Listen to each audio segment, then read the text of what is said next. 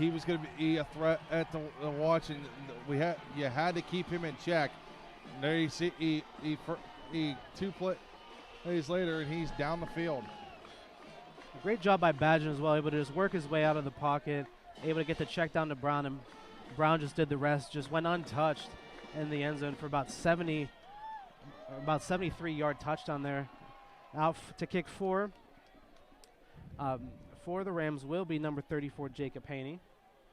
Haney's extra point is up, and that one is going to end up in the back of his own team. I don't think he miskicked that one. It didn't even look like it got blocked. He just kicked it into his own line. Yeah, he hit from what it looked like. It looked like he kicked the side of the football right into the back of his long snapper.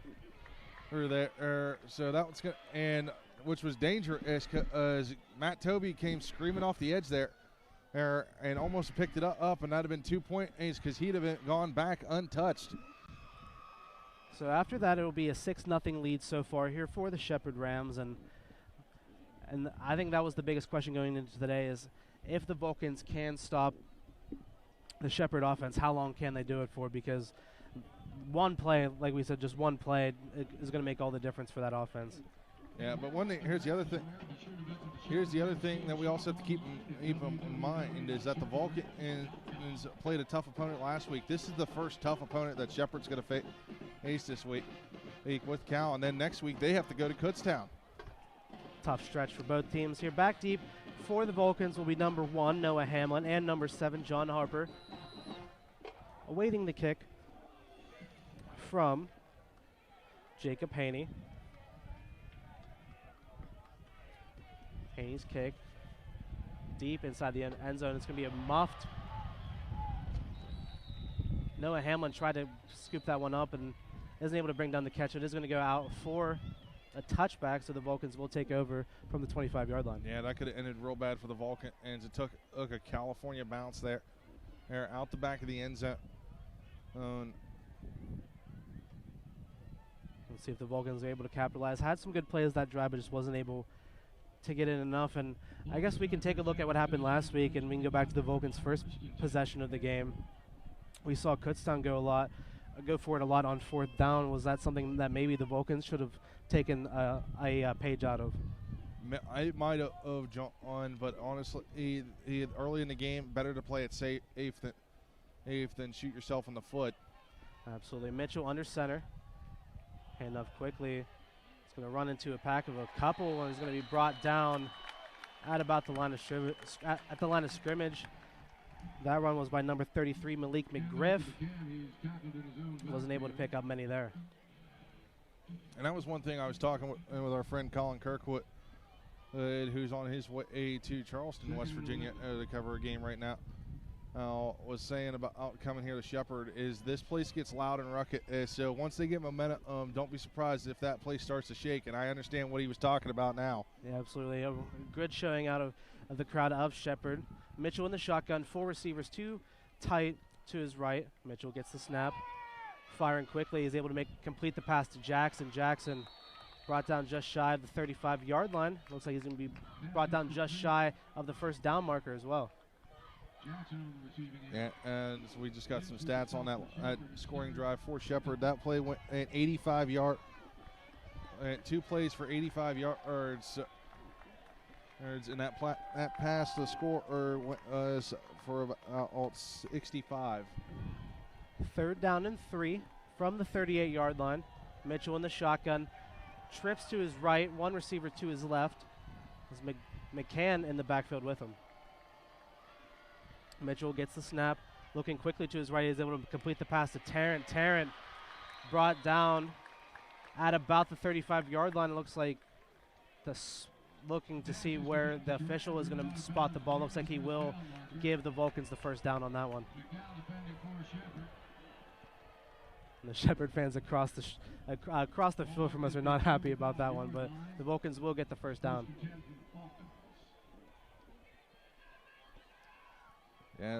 And once again, we're keeping an eye on the record here for Noah Mitchell. Well, he's up to 35 yards now.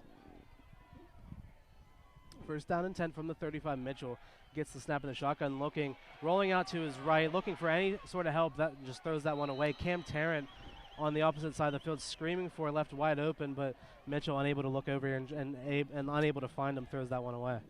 Yeah, and some of the Shepherd players call one for intentional grounding on that one, as Mitchell was just throwing that one away. Mitchell able to escape the danger that time. 2nd down and 10 from the 35. It's going to be 2 receivers to Mitchell's left. 1 to his right. He's going to have McCann in the backfield with him. 2 Mitchell's left. Mitchell sees the snap, hands it off. Fakes the handoff actually. Oh, and just misses on that throw. The RPO trying to find Eric Willis the third. That one goes incomplete. There's going to be a tackle made after the play in the backfield, but nothing comes of it. I thought maybe we'd see a penalty back there for a late hit, but nothing happened. Almost a big play for the Vulcans, but Willis unable to pull that one in. Yeah, Shepherd's going to have to watch. If they keep that up, there will be a flag eventually. 3rd down and 10. Same set out here for the Vulcans. 2 to Mitchell's left, Willis to his right. About 8 seconds left on the on the play clock for the Vulcans. 3 seconds now. Mitchell needs to get the snap off quick. Mitchell gets the snap. Play action pass. Mitchell able to get his way out of the pockets, rolling to his left, just heaves it down the field, trying to find someone. Trying to find Malik Langley on this near side, but that one's going to go out of bounds, incomplete. There is a flag thrown near the line of scrimmage, so waiting to see what that one's going to be. Yeah, as Mitchell, I thought Langley was going to pull it in.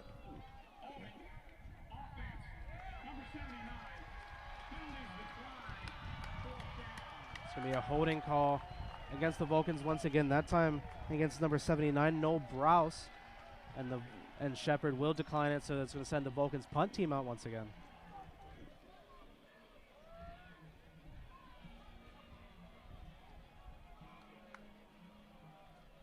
Back to punt now for the Vulcans will be Rosensteel.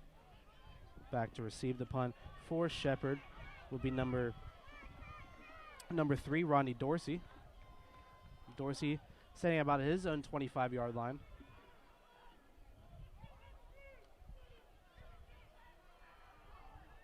Rosensteel's punt underway. That one a good one, fair catch called. And the Shepherd will take over from about their own 28-yard line. Yeah, Rosensteel averaging about 40. And there's a flag. Yeah, there are some extracurriculars after the play. Something we saw a little bit of in week number 1 against Fairmont State between Cal. And now so far here after the play, we'll see what the referees call.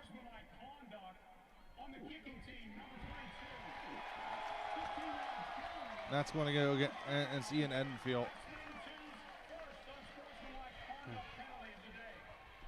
That'll be his first unsportsmanlike conduct penalty of the day. And it's going to give Shepherd even better field position than they had. Going to move the ball up to about the 42-yard line of Shepherd. And we saw this a lot last time. We saw this a lot against Fairmont State, but the Vulcans had such a big lead in that game it didn't really end up mattering that much. But we saw last week just how bad the penalties can hurt them, and this time it's going to give Shepherd great field position. Yeah, and Coach Dunn talked about being disciplined and on his show this week, and that. For the Vulcans, that's exactly what you didn't need to happen. Badgett in the shotgun. It's going to fake the handoff to Brown. Badgett working his way up the field. Nice fake off and the read option. He's going to slide forward. He's going to get marked down at the 49-yard line for a gain of about 3.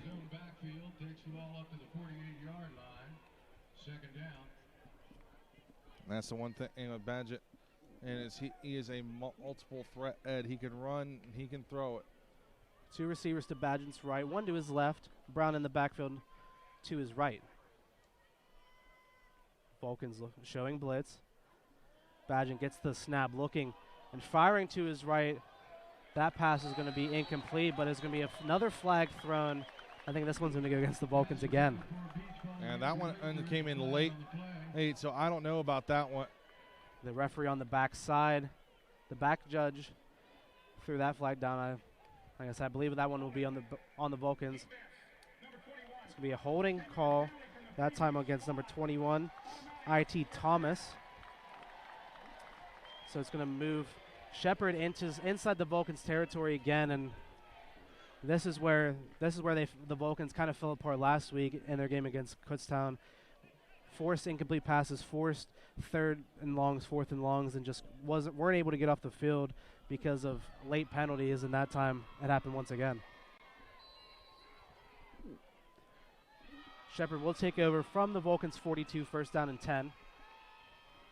Badge in the shotgun, 2 receivers to his right, Brown to his left. Vulcan showing some pressure. Badgett gets the snap, quick pass, complete over the middle for a gain of a few. And it looks like it's going to be a gain of maybe 1 or 2 on the play. Hey, they're good. They're the defense showing up there. That pass, the catch made by number 7, Kenny Edelin. Matt Toby on the tackle for the Vulcans. Yeah, picked up about 3, so it's going to be second down and 7 from the 39. And Shepherd likes to go with this quick offense, no huddles, not a lot of substitutions. Still the same receivers out, 3 to Badgett's right. Brown still in the backfield with him. Badgett gets a snap. Looking and firing to his right. That pass is going to end up incomplete, nearly picked off. Trying to find Edelin again, but that one's going to end up incomplete. And this is going to bring up another third and a long for Shepherd. We saw what happened last time they were in third and long. We saw the punt team for Shepherd. And this is where the Vulcans need to get off the field. They need to get a stop here. Third down and 7 from the 39. Badgett in the shotgun. Gets the snap, looking to his right, quick pass, complete. It's going to be brought down right around the first down marker. Then they're going to give it to him. That one brought in by Beach, and then it'll be enough for the first down. And that was one of the guys that we said, as we said, you had to keep in check. Beach, Brown, and Badgett. And Beach is so small, so quick, able to get some separation and pick up the first down. So it'll be a new set of sticks for the Rams. First down and 10 from the 30. Trips to Badgett's left. Brown still in the backfield with him. Looks like there's going to be a whistle blown and a flag. It's going to be a false start against Shepherd. And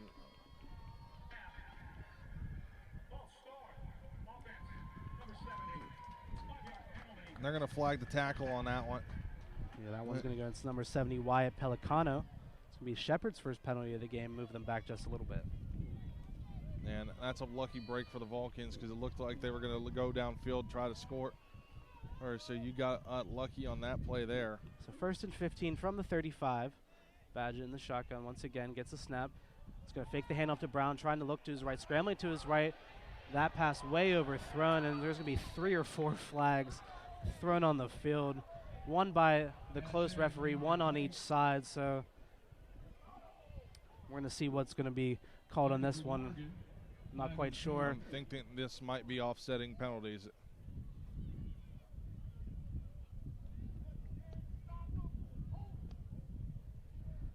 Looks like the referee is going to come discuss with both coaches about the calls going on. And then, like we talked about earlier, the Vulcans can't let this get to them. They need to be able to stay mentally strong. Now we get the call from the referee. Both penalties against the offense.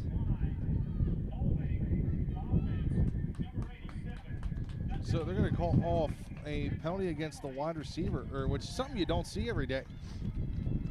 They're going to call a legal man down the field. That one's going to be declined. They're going to call a holding penalty. That one's going to be on number 87, Brian Walker. And the Vulcans finally able to, and Shepherd getting moved back. It's going to be first and 25 now from the Vulcans 46.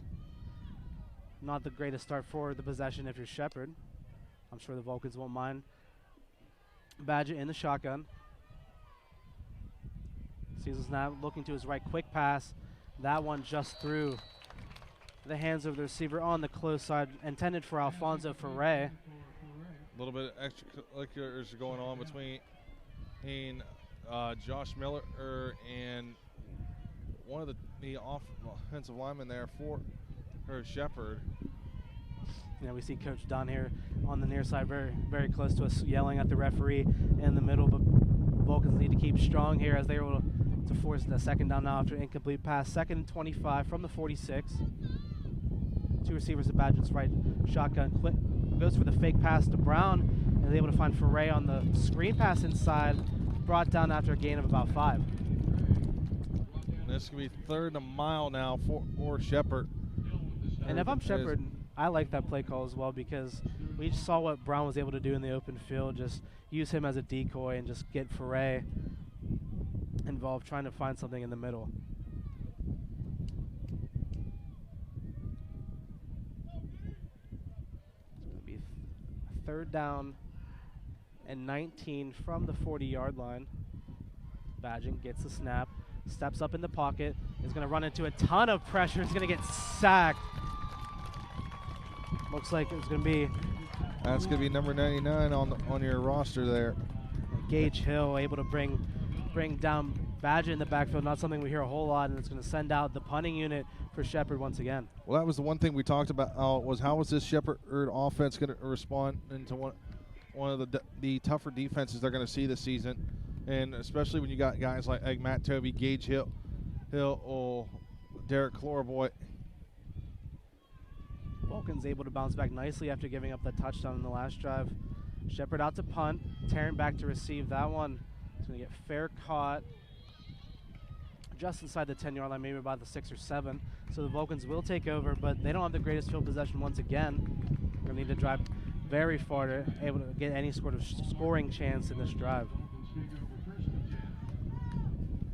Yeah, that last punt and going about 52 yards down on the field. Great punt by the redshirt sophomore, number 66, Ryan Barrick, able to pin the Vulcans deep inside their own territory. Going to pick up from the 8-yard line. 1st down and 10. Vulcans will have trips to the left-hand side. McCann in the backfield for Mitchell. Mitchell in the shotgun. Gets the snap quickly. He's going to hand it off to McCann. McCann it falls down through the hole after a pickup of about 2 or 3. He's going to get marked down at the 10-yard line. Yeah, it looks like they're going to give him about 3 on that one. Vulcans just trying to get a little bit of breathing room inside their own territory. Will be marked down at the 10, so 2nd down and 8. 2 receivers to Mitchell's left. Jaquay Jackson all in on the right-hand side, one-on-one, maybe something to look out for. Got 2 backs alongside a man in motion. Mitchell going to fake the pass, roll to his right, trying to find McCann on the screen, but McCann unable to pull that one in after a couple bobbles. It's going to go incomplete. Shepherd doing a great job of following up on the play, just diving on the ball in case maybe there was a fumble, but that one's going to go incomplete.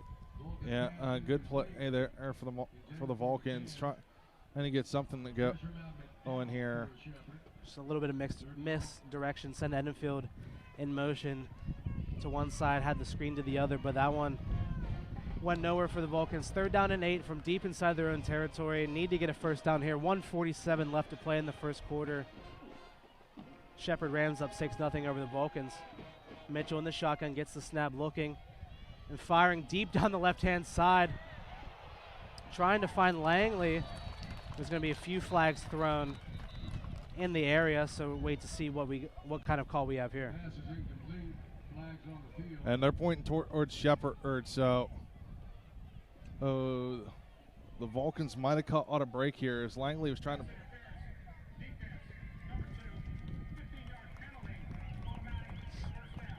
And that's exactly what's going to be the call here, as Shepherd got caught with their hand in the cookie jar. Yeah, Vulcans catch a break there, able to pick that one up after pass interference call for number 2, Dante Harrison.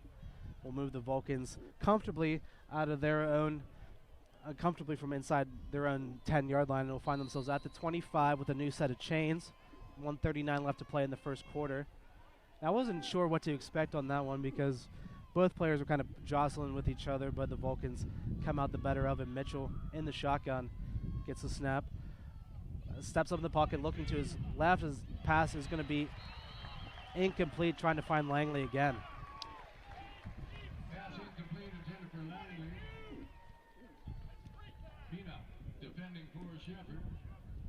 Langley unable to pull that one in. Will bring up second down for the Vulcans, second down and 10. That was something that Langley was struggling with last week. He was trying to bring the ball in, and he had 2 receptions, but would have had a couple more. Yeah, we've seen a few drops already here today. Mitchell in the shotgun once again. He's going to hand it off to McCann. McCann unable to get anything going, brought down after a gain of maybe 1. So it's going to bring up a 3rd and long here for the Vulcans. He got a few more yards than what you think there, John. It looks like it's going to be about 3rd and about 5. See, trips to the right or to Mitchell's left, and he's going to have Willis one-on-one on the far side. And Willis becoming one of his favorite targets now. Oh, but you also got Jackson and then Tarrant here on the near side. So has McCann in the backfield with him. 3rd down and long. Mitchell stepping up in the pocket is going to get brought down for the sack, but hold up. You got a flag thrown in the backfield. Waiting to see potentially what that one is, but Mitchell trying to step up out of the pocket, but is going to get brought down once again. But wait to see what the flag is going to be. The flag is going to go against the Vulcans. That one's going to be declined, so the punting unit for California will go out once again.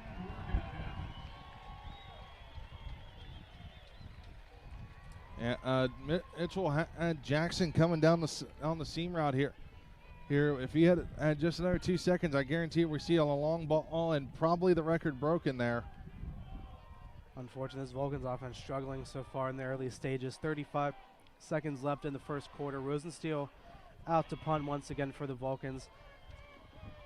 It's going to be Dorsey set up just shy of his own 40-yard line. Rosensteel is punting away. This one, not one of his greatest. This one is going to receive a friendly bounce for Shepherd. Is going to get marked down at about the 48-yard line of Shepherd, so it's going to be a good field position. But there is another late flag, so tension's high in this first opening minutes. Flags left and right for both teams.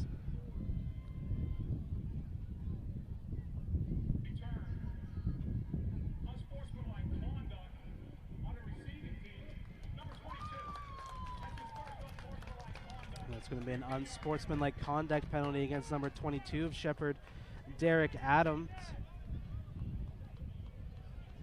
And after not the best punt from Rosensteel, he's going to move Shepherd back all the way to their 32-yard line, so still with good field position, but not as good as maybe it was before.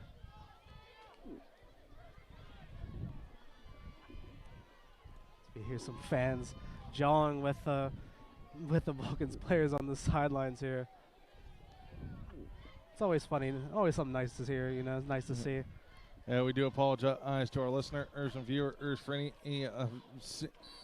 things that have been said or could be said today. Shepherd take over from the 32. Badgett in the shotgun, 2 receivers to his left. Brown in the backfield with him. Badgett gets a snap. He's going to roll to his left, trying to find a target, and he's able to do so. Quick pass made and caught for just shy of the first down. He's able to find number 9 that time, Ryan Beach. And Beach going to get brought up just shy of the first down marker. Yeah, that's going to be it. With that, the time will run out. That will be the end of the first quarter here in the Rams Stadium. Shepherd Rams up 6-0 over the California Vulcans.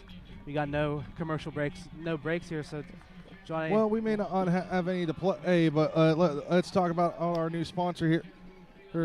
Haunted Hills Estate Screen Park now open in Uniontown, Pennsylvania. 2 new haunted attractions in the Experiment 31 paintball and Can You Survive the Clowns of Twisted Nightmare? As Uncle Twisty and company have now all taken over the Chamber of Chills. Get your tickets now at hauntedhillsestatescreenpark.com, or you can buy the tickets at the gate. Hey, don't forget to check out the other attractions. And it's the House Ghost Walk, as long with the trail with its terrifying themes in Sin Creek, Deadwoods, and much more. For more information, go to hauntedhillsestatescreenpark.com. We'll see you there. was talking with our grad assistant Tom the other day, and we mentioned potentially coming to see you there at the Haunted Hills Estate. So I don't know when that's going to be, but I am looking forward to it's probably going to be for another episode of Caton's Corner, which don't miss that. New episode coming out, I think, was it this week, I believe? Even next week that Tom's filming. I'm not sure. I believe it is this week. But make sure we'll to check us out on CUTV and Friends. Quick little podcast plug for Caton's Corner and also our new show. That's what she said. So shout out to both of those new shows. Rams going to take over. Play action pass from Tangent. That one thrown deep down the field. Trying to find Beach. Broken up in double coverage. Great coverage by the Vulcans. And there's going to be a flag thrown in the backfield again. And that's been the play of the game so far. Flag after flag. Badgen under a lot of pressure trying to find Beach deep, but great coverage. And there's going to be roughing the passer called against the Vulcans. And after a good play from the defense, it's gonna end up in a yardage for the offense. Badgett and a little shaken up after that. He's staying in, but he's grabbing at that wrist, so that's going to be something we're going to want to keep an eye on. Didn't quite catch who the call was on, but it was on the Vulcans defense nonetheless, so it'll move. Looks like, I believe the call was against number 55 on that one. And the Vulcans. Number 55, Gerald Brown's going to get called for that one. So it will move Shepherd inside of the Vulcan territory on the 44-yard line. First down and 10. Runner in motion. Badgett gets the snap. He's going to hand that one off to Brown. Brown trying to find a hole. He's going to get brought down after a gain of about 3, I believe. That time brought down by number 40, Gabe Miller. That's the Miller boys a bit and all over this defense today. Between Gabe and Josh, we've called their names a couple of times along with Matt Toby, Gage Hill, and someone we haven't called yet, Noah Dilla. Been kind of quiet so far. Tangent in the shotgun, 2 receivers to his right. Going to fake the handoff to Brown, quick pass. Completed over the middle, trying to spin out of that one. It was number 13, Marlon Cook. He's going to get brought down about 2 yards shy of the first down markers. It's going to bring up another third down for this Rams offense.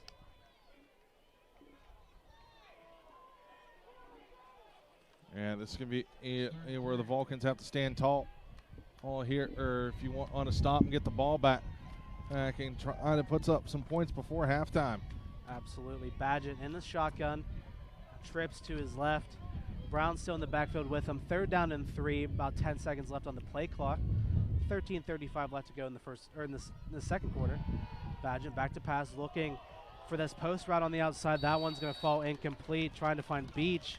Great coverage that time for the Vulcans by number 10, Micah Tillman. So it's going to bring up fourth down, and another interesting question to see, will they go for it? Looks like Badgett will stay on the field. Well, I watched a little more film last night, John. Badgett will do that quick pooch punt. So don't be surprised if he does kick it. So watch out for that one. And if I'm the defense, I'm putting somebody back there or if you can. A good point is it's going to be fourth down and about 3. And I think the Vulcans are aware of that as they have a lone safety back there just in case. Badgett back to pass is going to get brought down. No, he actually escapes and is able to complete the pass. He's able to find number 87 on the outside, Brian Walker. Badgett, just a magician there, able to escape the pocket, able to escape the sack, and able to find the first down completion. Yeah, as we saw a couple of Vulcans coming in on there. As we saw Dominic Solomon Jr. With that DB blitz there. I thought he was going to wrap him up, but Badgett just broke free. This is where the Vulcans struggled last week, couldn't get off the field in fourth down situations. Shepherd will have the ball on the 29-yard line. Receiver in motion. Badgett gets the snap, fakes the screen pass. So he's going to have a receiver wide open on our near side. That one's going to get brought in by number 1, Devin Lynch, and is going to get marked down just outside the 10 or about the 11-yard line. So Shepherd putting together a nice drive here so far.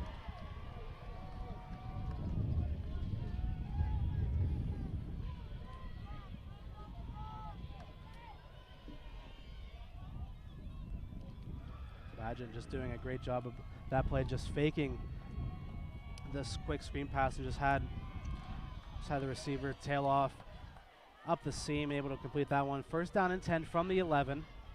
Badgett still in the shotgun, 2 receivers to his right. Brown now to his left.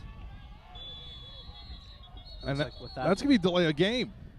Yeah, both teams running very, very close to the end of the game clock or the play clock a couple times. This one will move. Actually, they won't because Shepherd did call a timeout just before the play clock hit 0, so that'll be their first timeout used of the half. That'll stop the clock with 12:07 remaining here in the first half. Shepherd still up 6-0. Yeah, if you want to stay up to date with everything here, we do here at CUTV, follow our social media on Twitter or at CUTV_PA or on Instagram at CUTVEPA. And also, you can follow all our shows or get caught up on your Vulcan sports if you missed something. And with all the highlights and more, follow us on YouTube at CUTV Sports 1 and on YouTube. And another plug for our podcast, CUTV and Friends, for all the shows, Coach's Show, High School Roundup, Caden's Corner, and now our new show, That's What She Said. So make sure to check that out on Apple Podcasts and Spotify, anywhere you can listen to podcasts, to check out CUTV and Friends to keep up to date with everything Vulcans. And after that timeout, the Rams will come out. First down and 10, 12:07 left to play on the 11-yard line. And this is where the Vulcans need to stay strong, need to be able to keep Shepherd out of the end zone. Here, Badgett in the shotgun. Brown to his left, 2 receivers to his right, 1 lone receiver to his left. Badgett directing his offensive line. Receiver in motion. Badgett gets the snap, looking quickly to the right-hand side. That one, easy completion for a touchdown, able to find Marlon Cook for the score. And Cook having a few words to say to Mike and Tillman on the far side, but nonetheless, Shepherd able to strike once again. Yeah, but they got to watch that because that got him in trouble last time. And with that, extends the Shepherd's lead now 12-0. Out to kick the extra point will be Jacob Haney. Now let's see if he can get at the kick in the air this time and not hit his own lineman. Yeah, I didn't see what happened. I didn't know if it was a blown-up play. It looks like from where we were standing, Haney just kind of kicked the ground in front of him, couldn't get anything under it, just kicked it into his own offensive lineman.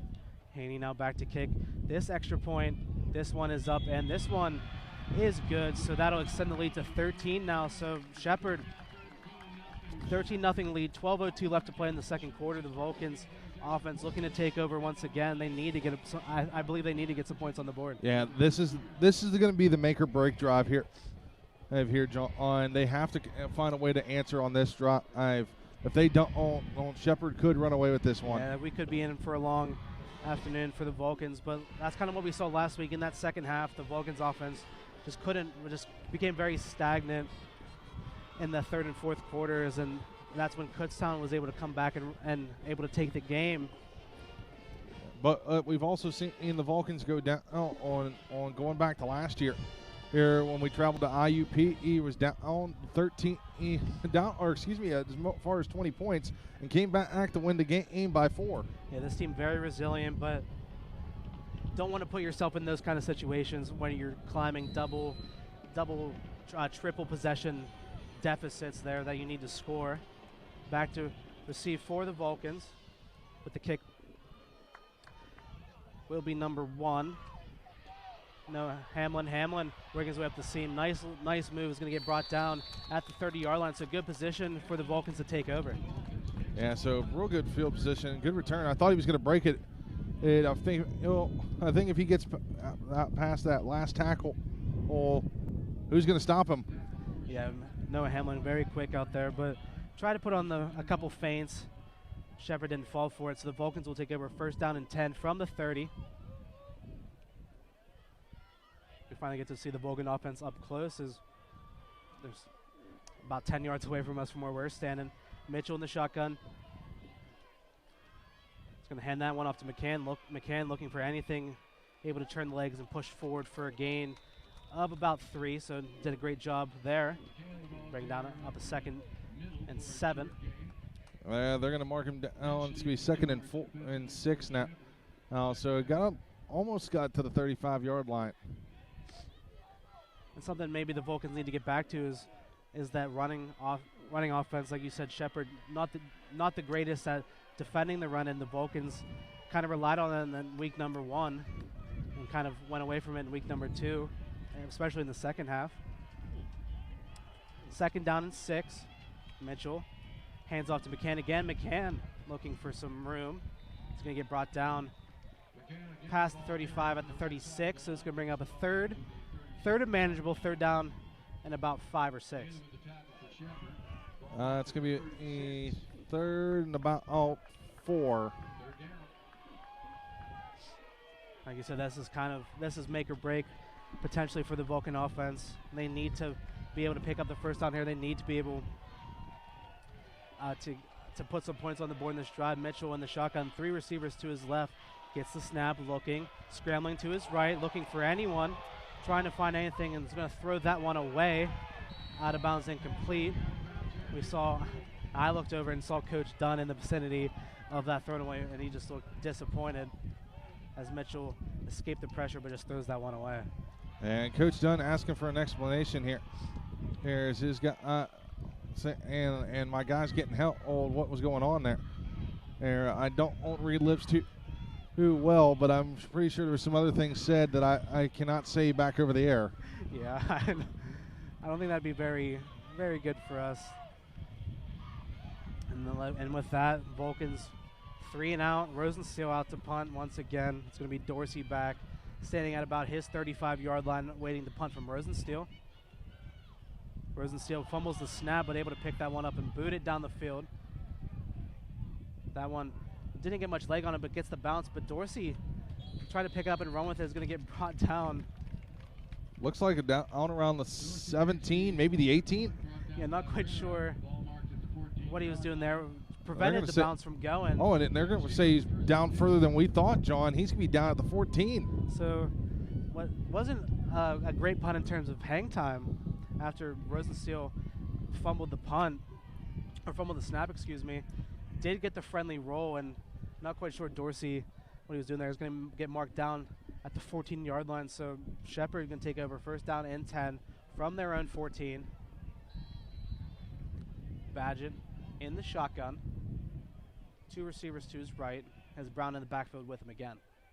Badgett hands that one off to Brown. Brown cuts this one to the outside. Brown hurdles over the Vulcan player out of bounds, just shy of the 25-yard line. So great run by Brown. Is going to move this, and looks like the referee is going to wave the crew to move the sticks for the 1st down. I didn't think he got it. I honestly thought it was like a 2-yard gain, but that's what happens when we're sitting at an angle. Well, but you got to have somebody to keep him in check. Brown just hurdling over the Vulcans players, just showing off his athleticism. 1st down and 10 from the 24-yard line. Fakes the handoff. Quick pass over the middle, incomplete. Went for the RPO that time, trying to find Kenneth Edelin over the middle of the field. That one's going to fall incomplete, so it's going to bring up a 2nd down. And this Vulcan defense is starting to get better and better, but what shot him in the foot last drive was the penalties. Hopefully they can stay a little more disciplined here. They need to, because last time they weren't able to get off the field and end up in points for Shepherd. 2nd down and 10. 2 receivers to Badgett's left.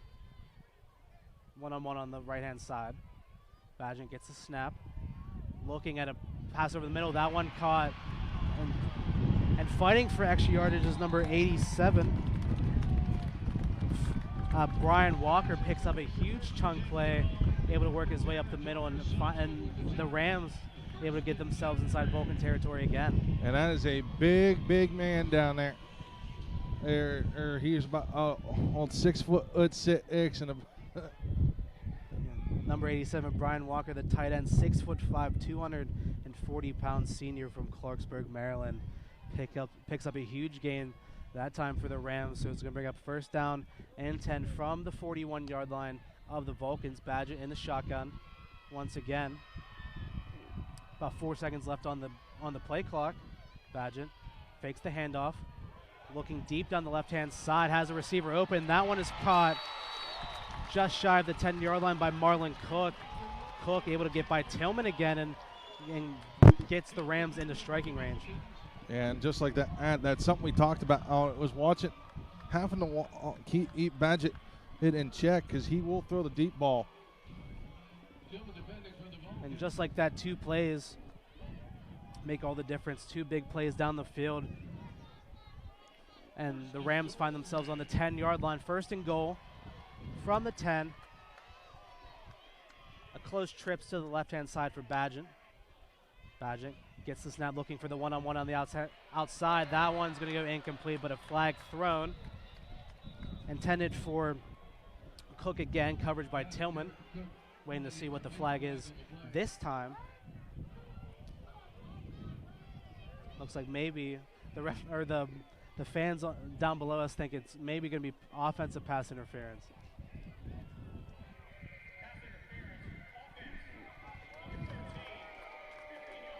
And that's what it's going to be. They're going to call push off on Cook, so it's going to push the first and goal all the way back to the 25-yard line. That should give the Vulcans defense a little bit of breathing room now.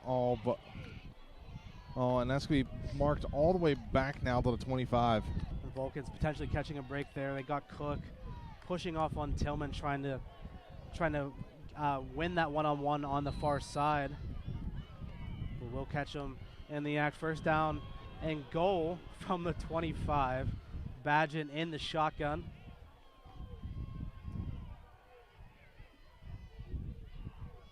Directing the traffic, man in motion.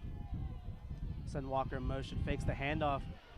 Badgett trying to find Walker again. Walker able to pull that one in. And they're going to say he did make the catch. He's going to get brought down at about the 2-yard line. So another great catch on the outside by Brian Walker. Yeah, Micah Tillman saying he stepped out of bounds, but they're not going to hear it. But that's going to be a 3rd and goal now. And it's so hard second and goal for these Vulcans, the Vulcan defense, because you can't put a linebacker on them because they may be big, but they're not fast enough to keep up with them. But if you put a corner on them like they just did, or Walker just too big, and go with a quick snap handoff to Brown. Brown trying to get the outside, and the Vulcans are going to hold. Tackle made in the backfield by number 5, Kayvon Mormon, able to hold Brown down at the 2-yard line, but a flag will be thrown. And it's going to be a hold against Shepard. It's going to back him up to about the 12 again. They're going to call the flag on Walker again. This will bring up 3rd and goal from the 12. So the Vulcans catch a break there because even though it would have been a 4th and goal, we saw Shepard convert 1 4th down earlier. I think this is definitely 4-down territory for them, especially if they have a comfortable lead so far. But that one will move Shepard back. 3rd down and goal from the 12. Trips to the right-hand side. Looks like there will be a timeout called from the Vulcans. Just going to check things over here and try to get everything right because they need to keep Shepard out of the end zone here. Yeah, that'll be the first time out the Vulcans use. Shepard also having 2 timeouts. But if I'm Coach Dunn, you're going to talk to this defense. You're going to tell them guys up front, watch the football. You're going to tell the linebackers, play the run first, but don't get sucked into it. But be ready for the pass as well. And keep an eye on that quarterback because they will run RPO out of this all day, every day. And I think the most important thing that he's probably mentioning in there is to keep your head because we've seen a couple of times from both teams these personal foul, unnecessary roughness calls after the play, all these extracurriculars after the play, just both teams just going back and forth. With that timeout, it'll be actually 2nd and goal from the 12.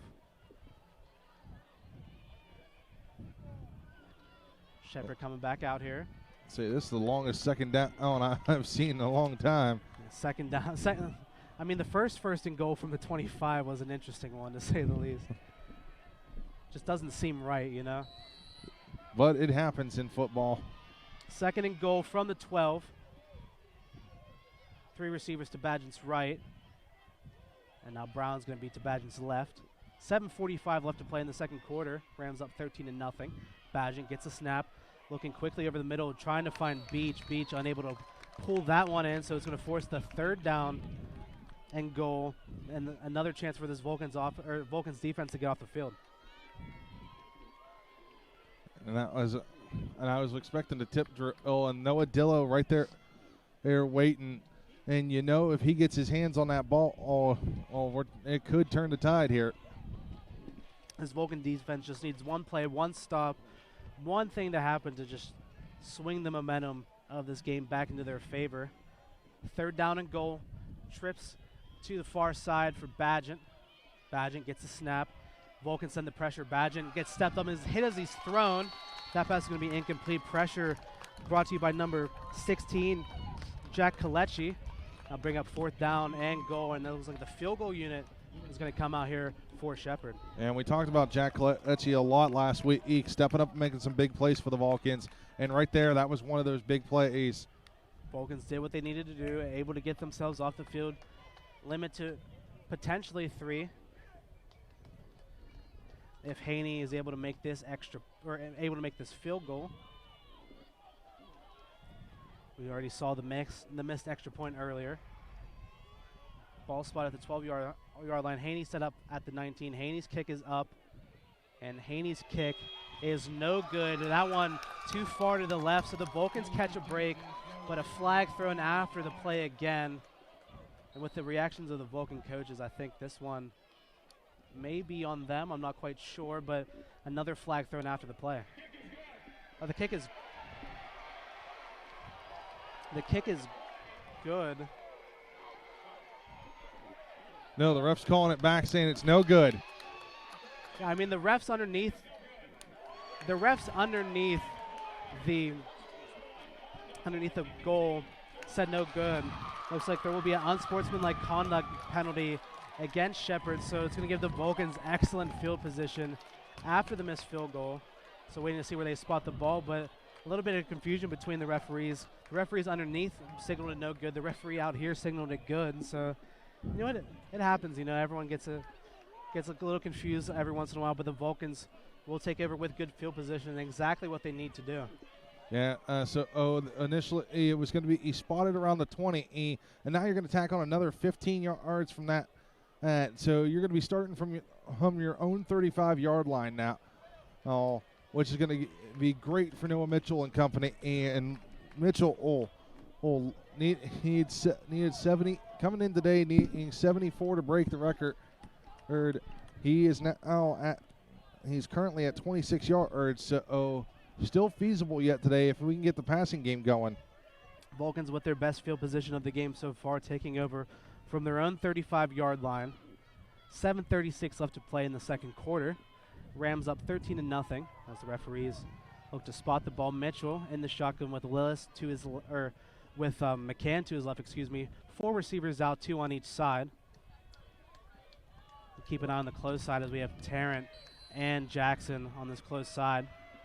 You got to watch Willis on the far side. Mitchell gets the snap, looking to that far side. That one incomplete, trying to find Langley. That pass too high. It's going to fall incomplete. Not something we see too much. Mitchell just a little bit inaccurate with that one. Trying to find Langley. Langley is a very large wide receiver, but that one just too far. Yeah, something we don't usually talk about. There's Noah Mitchell and inaccuracy. Usually it's the other way around on talking about the accuracy that he has. As Langley just need to go up about another inch or two, and he probably could have brought it in. I'll bring up 2nd and 10. Edenfield checked in for the Vulcans. Going to hand off to McCann. McCann trying to find a hole. He's able to bust through the seams and pick up maybe half a yard, 1 yard. So we bring up a 3rd and long now for the Vulcans. And if you're the Vulcans offense, and if you aren't able to convert this 3rd down, that has to be demoralizing, right? You had the best field position of the game, a chance to swing the game. And if you aren't able to pick it up here, then I'm not quite sure what that would do for the morale of this Vulcan team. Especially considering your defense just got you the biggest stop of the game thus far. all the momentum is on your side at the moment, and so you got to find a way to score here. Trips on the far side. Mitchell in the shotgun gets the snap, looking to his right, firing it deep to Jackson. He has Jackson wide open. Jackson makes the catch. Jackson to the 25, 20, 15, 10, 5. Touchdown, Jaquade Jackson. Not only is that the touchdown, that's the record for Noah Mitchell, all-time passing record for the Vulcans, able to find the end zone finally and get the Vulcans on the board. Cuts the lead in half. The Vulcans right back in this game. Yeah, and that was the play I was talking about. You had the momentum, you had to get it there. There is that one, and it's going to be either record breaker for Noah Mitchell. And not only is that, he also holds the other record of being the only quarterback to hold all three of these records for California, as that one went down the field for 64 yards. It's going to be a flag thrown as, I believe, an offside call on the far side. Waiting to see what the call is there. But huge congratulations to Noah Mitchell, all-time record holder for passing touchdowns and passing yards now. And he also holds the record for completion, and as that one's going to keep going. But 64 yards on top of the 26 he had. So Mitchell needed 74 to break it. He's at 90 on the day. Mitchell now looking to extend his passing even further. Beatco out to make the extra point. Kick is up and kick is good. So it'll cut the lead not only into half but even further. Cuts the lead from 13-0, 13-7, 6-point lead now for the Rams with 6:39 left to play.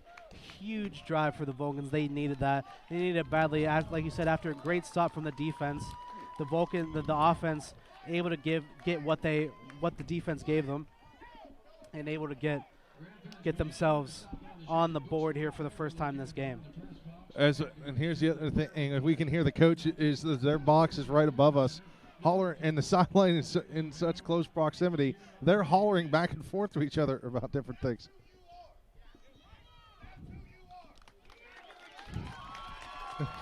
If that's not a momentum, if that doesn't wake this team up, I don't know what will. Oh, as the offensive coordinator and the QB coach is right here screaming, that's who you are, or that's who you are.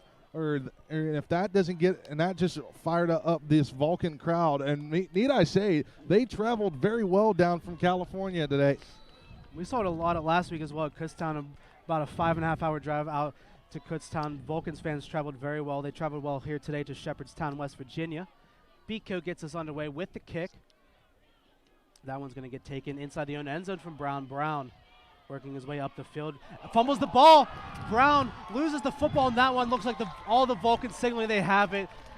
And just like that, the Vulcans not only in the back in this game looking to take control. Ronnie Brown on the return.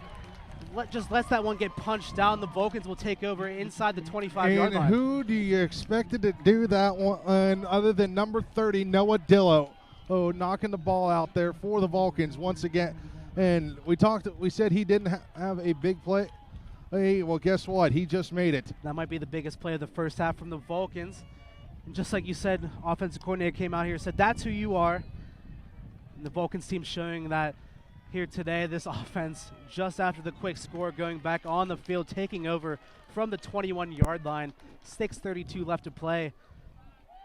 13-7 is your score. Mitchell in the shotgun has Jackson and Tarrant. To his right has Willis, one-on-one on the left-hand side. Mitchell fumbles the snap, is able to recover, but after losing about 9 yards on that one, it's going to get brought back to the 30. I think the Vulcans now, after that quick score, just a little bit of nerves there from Mitchell. Yeah, and it might be settling in that he realizing that he broke the record and is now all the all-time completion and yardage and passing touchdown. That'll be back. Second down and 19. 6 minutes and running left in the first half. Mitchell in the shotgun. Gets the snap. Looking and firing to his right. Quick pass. That one caught by Jackson. Jackson's going to get brought down just shy of the 20-yard line. For a gain of about 10, so it's going to be a third down and long now for the Vulcans. Yeah, and that's going to get them, looks like back within the original whole line of scrimmage. Actually, that's going to be inside the original line of scrimmage, so it's going to be about third or 9. But here, either way, you're in range for a field goal with Beatco to cut this lead down to 3 if you don't get the first down. Yeah, Beatco, you know you're in Beatco's range here. Terrific leg on him. Trips to the left-hand side from Mitchell. Mitchell in the shotgun, gets the snap. Looking, is going to scramble out. Is going to scrambling to his right, trying to find a receiver. That one is going to be incomplete, trying to find. Looks like Jackson on the play there. There, John. Or no, correction, it's Langley.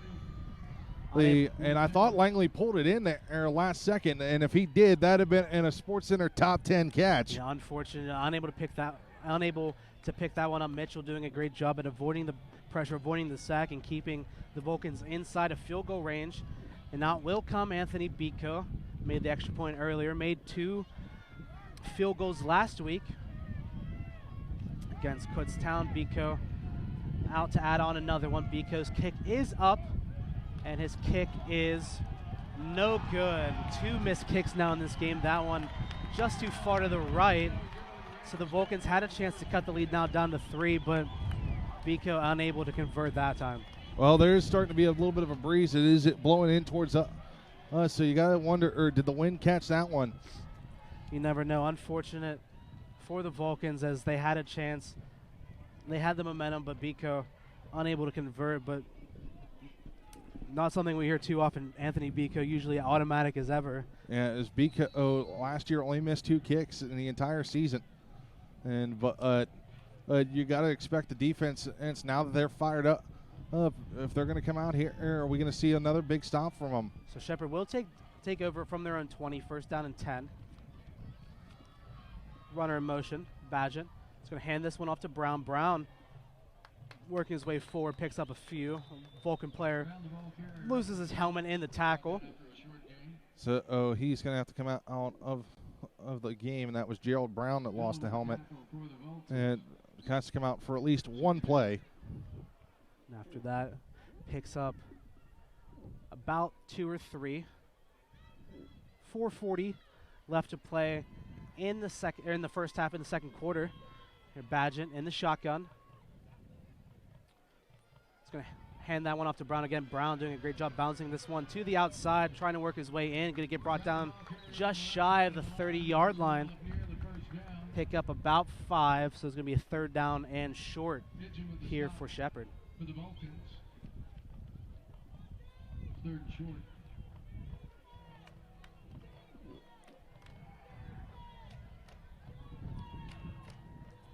It's going to be a 3rd down and about 1 for the Rams. Badgett still in the shotgun. I haven't seen much of him under center at all. I don't think we've seen him at all. I was going to say, watching film, I didn't really see anything with him under center. Receiver in motion. He's going to hand this one off to Brown again. Brown is going to get stopped near the line of scrimmage, looking to see where they spot that one. It looks like they're going to give him the first down on that one. That one was pretty close. It was a huge scrummage in the middle, just trying to get there, but Brown able to muscle his way forward, pick up the first down. The clock's still moving. 3:35 left to play here in the second quarter. The Rams looking to maybe get some more points on the board going into halftime, because the Vulcans elected to kick. Will get the ball first to start the second half. Badgett in the shotgun. 2 receivers to his right. Badgett gets a snap. Looking, firing quickly over the middle. That one caught. And the ball came out, but looks like he will be able to recover very close. That one completed to Walker. Walker had that one pop out, but did a great job of falling on top of it. Yeah, and you got to wonder, is Shepherd a little bit rattled here now after the touchdown on play and the loss, the fumble on the kick return? You got to wonder what's going on in their head. I mean, the Vulcans have already scored the average that the Shepherd defense has given up all year. And we got a Shepherd player coming out. That looks like it's Brown on after he got the helmet knocked off. Yeah, Brown's going to head out. And in comes, I think for the first time this game, we've seen number 6 of Von Holly. He's going to come into the backfield for at least 1 play. 2nd down and 6. 2:40 left to play here in the second quarter. Badgett in the shotgun. Two receivers to his right, sends the running back in motion. Quick pass to the right-hand side. That one pulled in. Great catch made by number 13, Marlon Cook. We've seen that matchup all day, Cook versus Tarrant, and that time Cook got the better of it. That was Micah Tillman on that the stop there. With 2:15 still going, but I thought the clock was supposed to stop it when they had to restart the sticks. Maybe potentially working out here for the Vulcans as the clock didn't stop. 2 minutes now and running.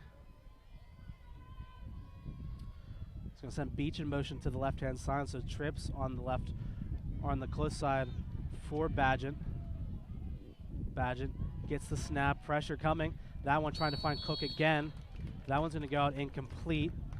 Micah Tillman and almost getting an interception. Another 2 steps forward, he probably has it. Noah Dillo in the area, just letting Cook know that he's there.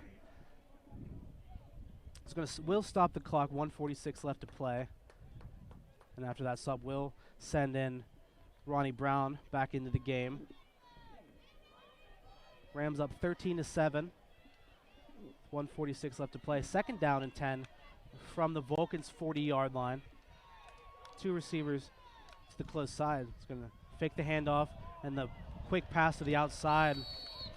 A little bit of miscommunication, trying to find the intended target, E.J. Morgan, on this close side. Morgan just didn't run the right route that Badgett was expecting. And Badgett, I think, might be a little bit rattled as he's had the Vulcans in his face the last couple of plays.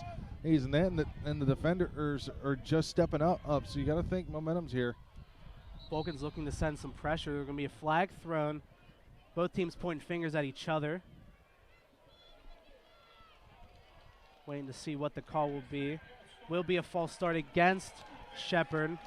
I know the offensive line isn't happy about it because it looks like maybe one of the linebackers for the Vulcans jumped, and then that prompted the offensive lineman for Shepherd to smack him in the head. But with that, they will call the false start. But you got to watch doing that, because that could be an unsportsmanlike.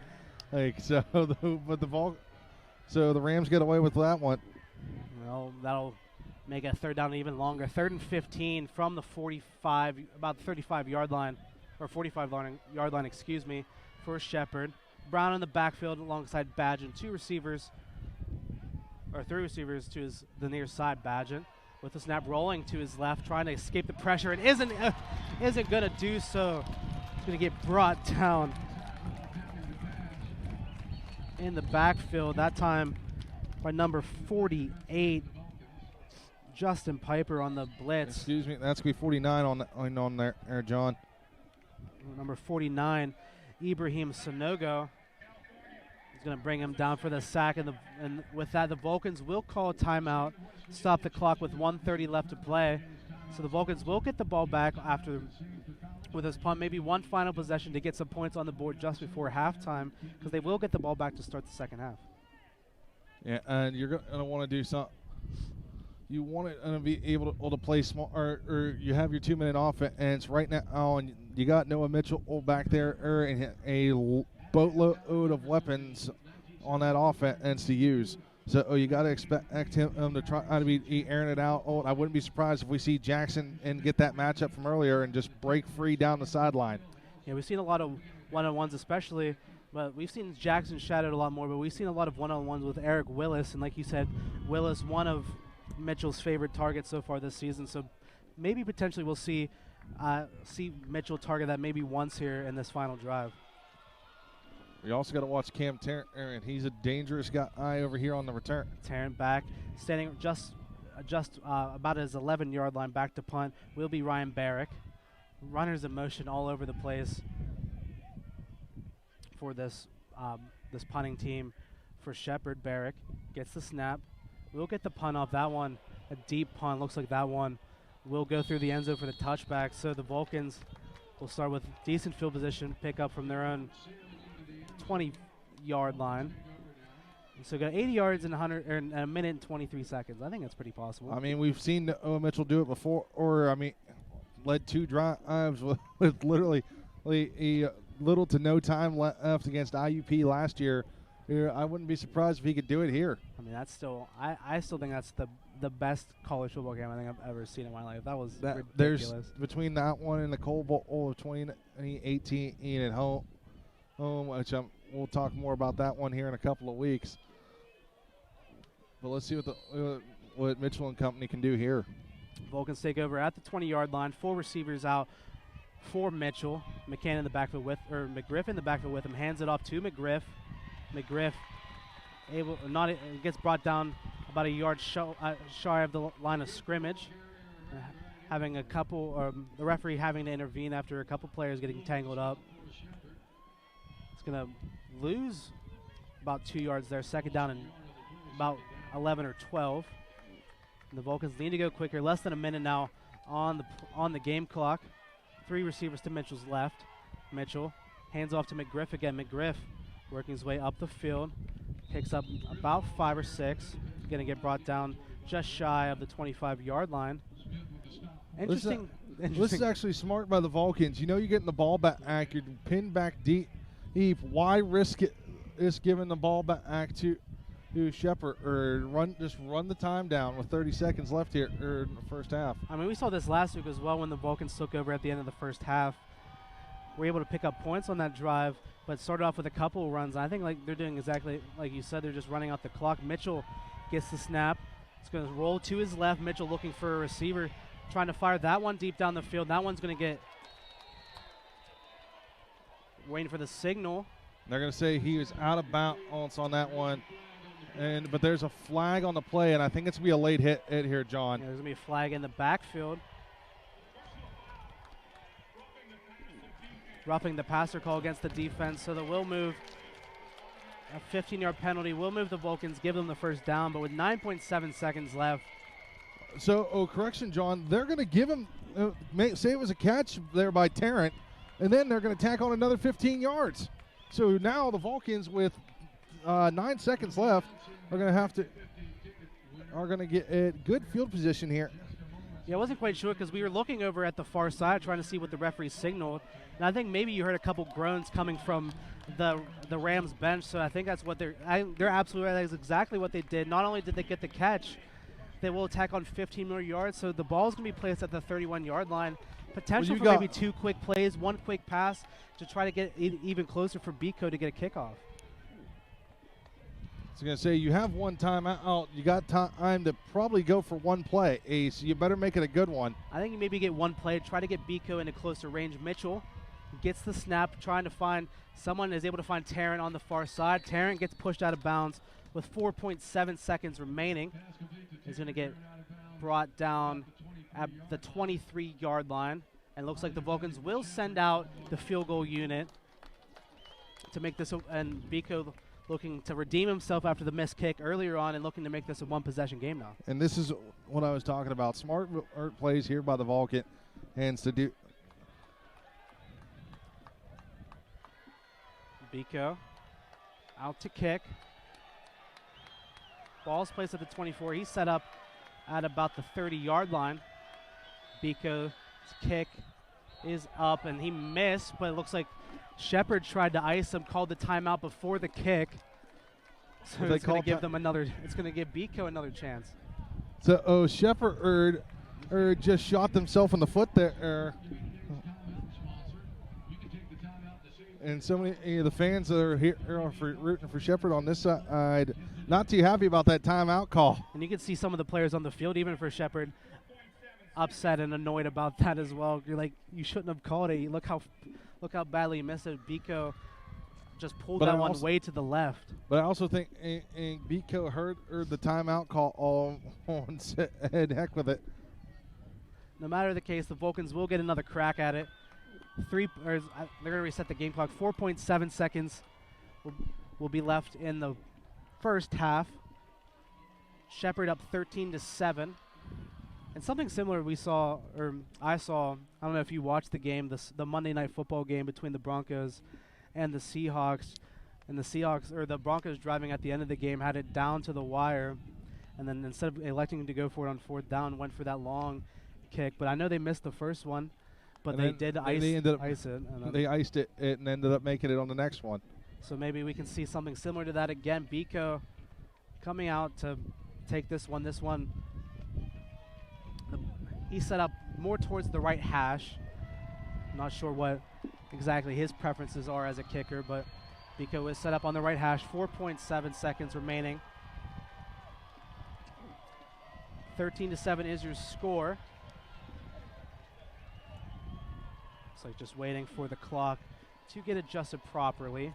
Whoa, that's way too far. They put it to 47 seconds. Hey, if it's 47 seconds, get the offense back out there for a couple more plays. I think. Exactly. Now it's 4:07. Oh, my. Oh, technical difficulties. I always say that this technology, great when it works, sucks when it doesn't want to. And the clock operator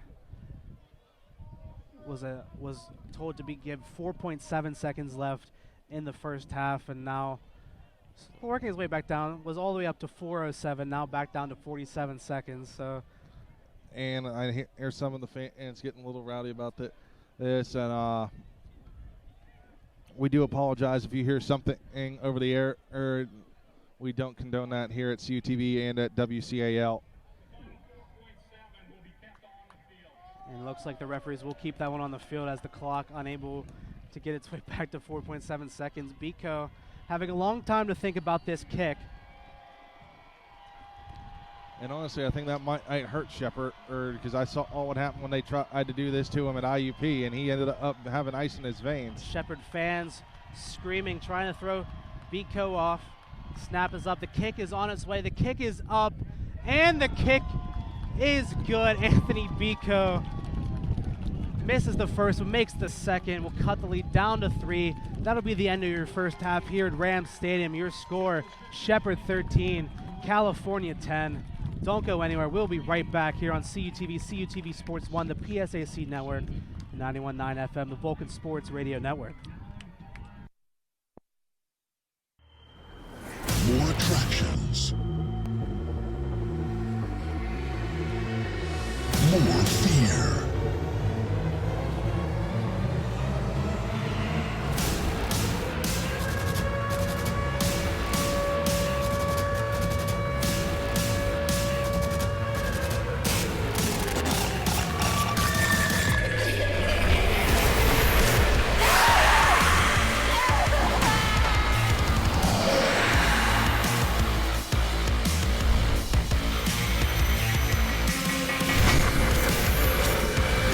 Survive the clowns in Twisted Nightmare 3D.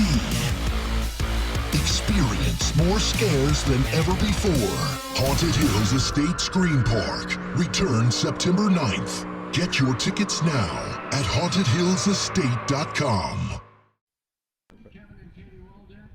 Hello, everyone, and welcome back to Rams Stadium as we're going to look to get underway into half number 2 between the Shepard Rams and the California Vulcans. Rams went into the first half with the lead 13-10. Vulcans will get the ball to start the second half. Johnny, we have our first half stats.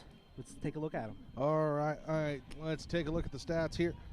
Starting with the rushing yards for both teams. The Vulcans leading that department 21-19. Moving down the list here to the passing yards now.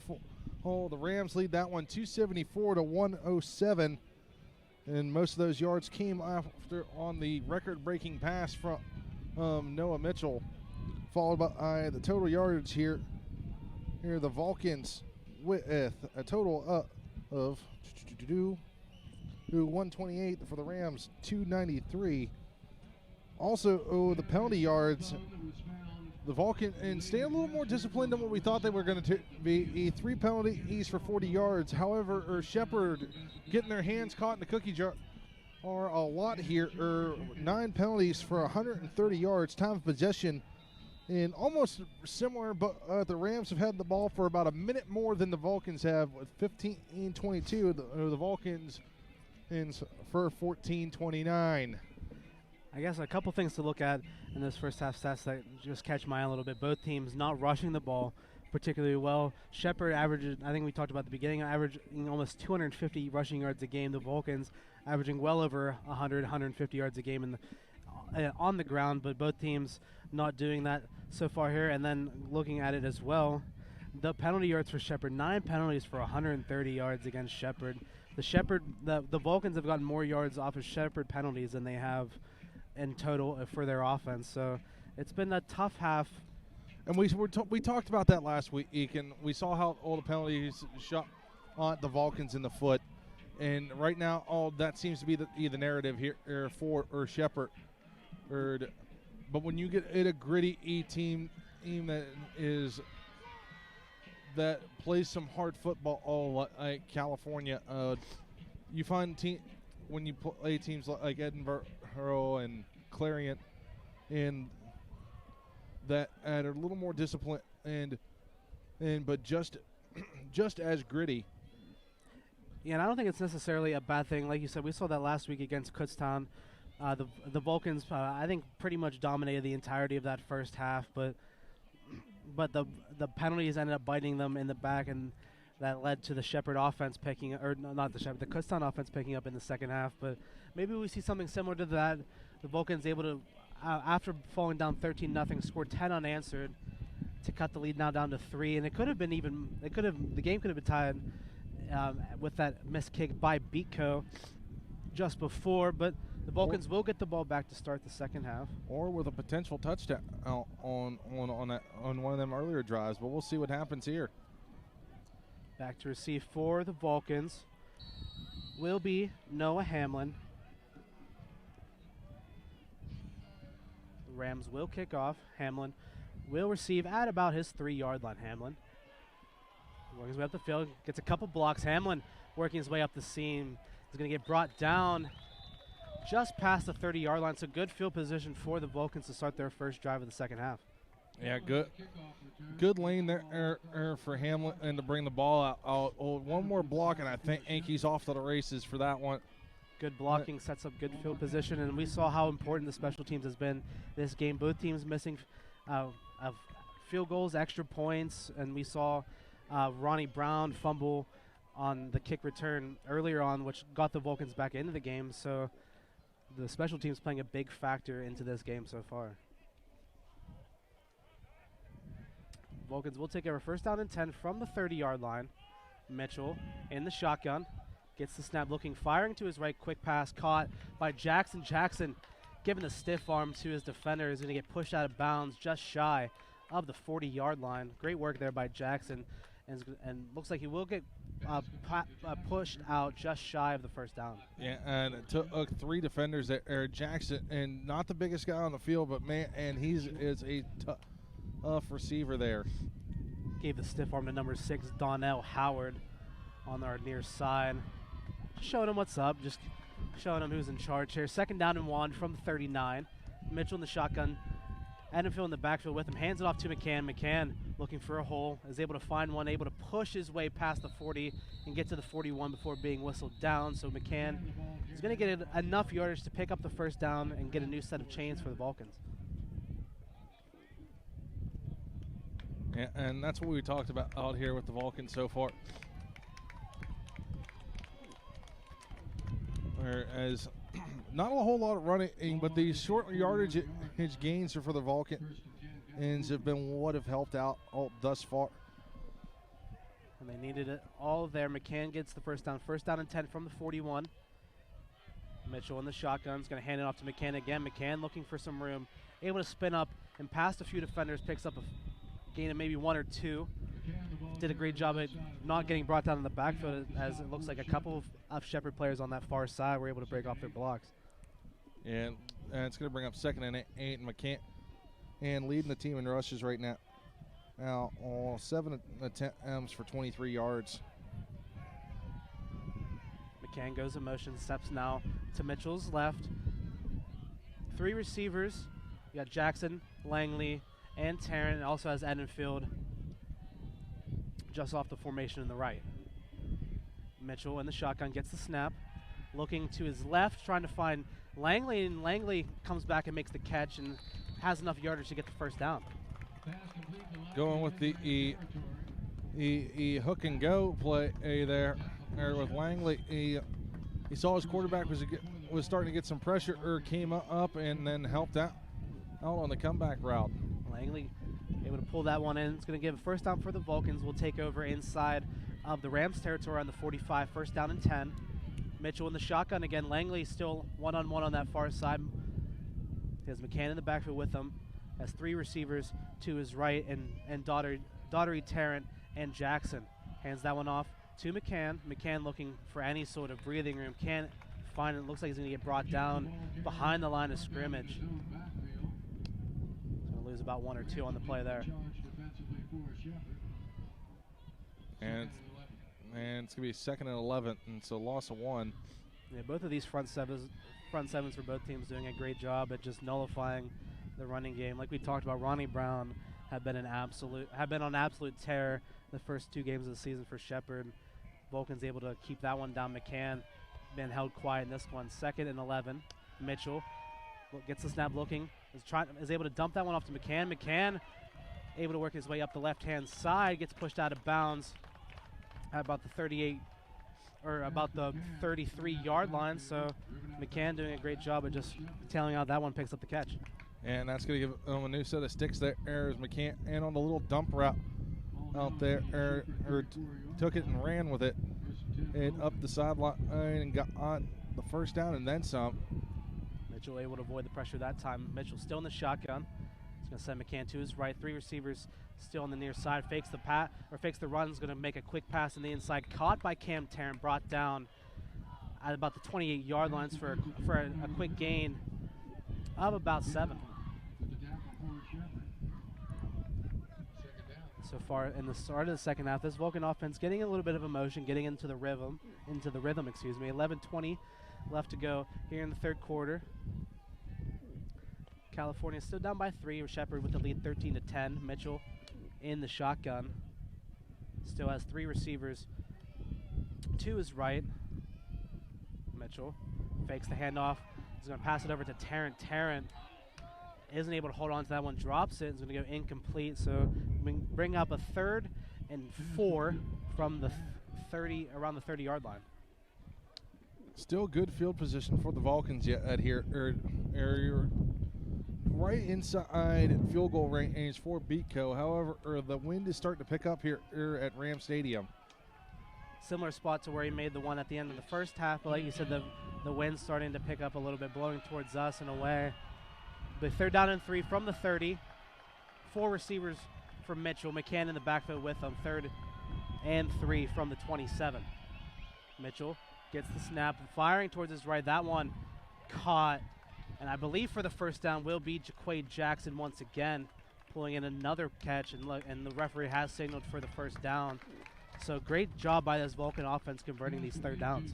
And that's been in the narrative here as we get it close to the 5-minute mark of the third quarter, is the Vulcans are just taking their time and just walking down the field here.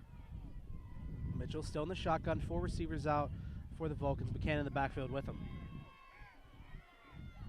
Mitchell gets the snap, fakes the handoff with a little bit of pressure. Went for a screen play, but that pass off the mark, trying to find McCann.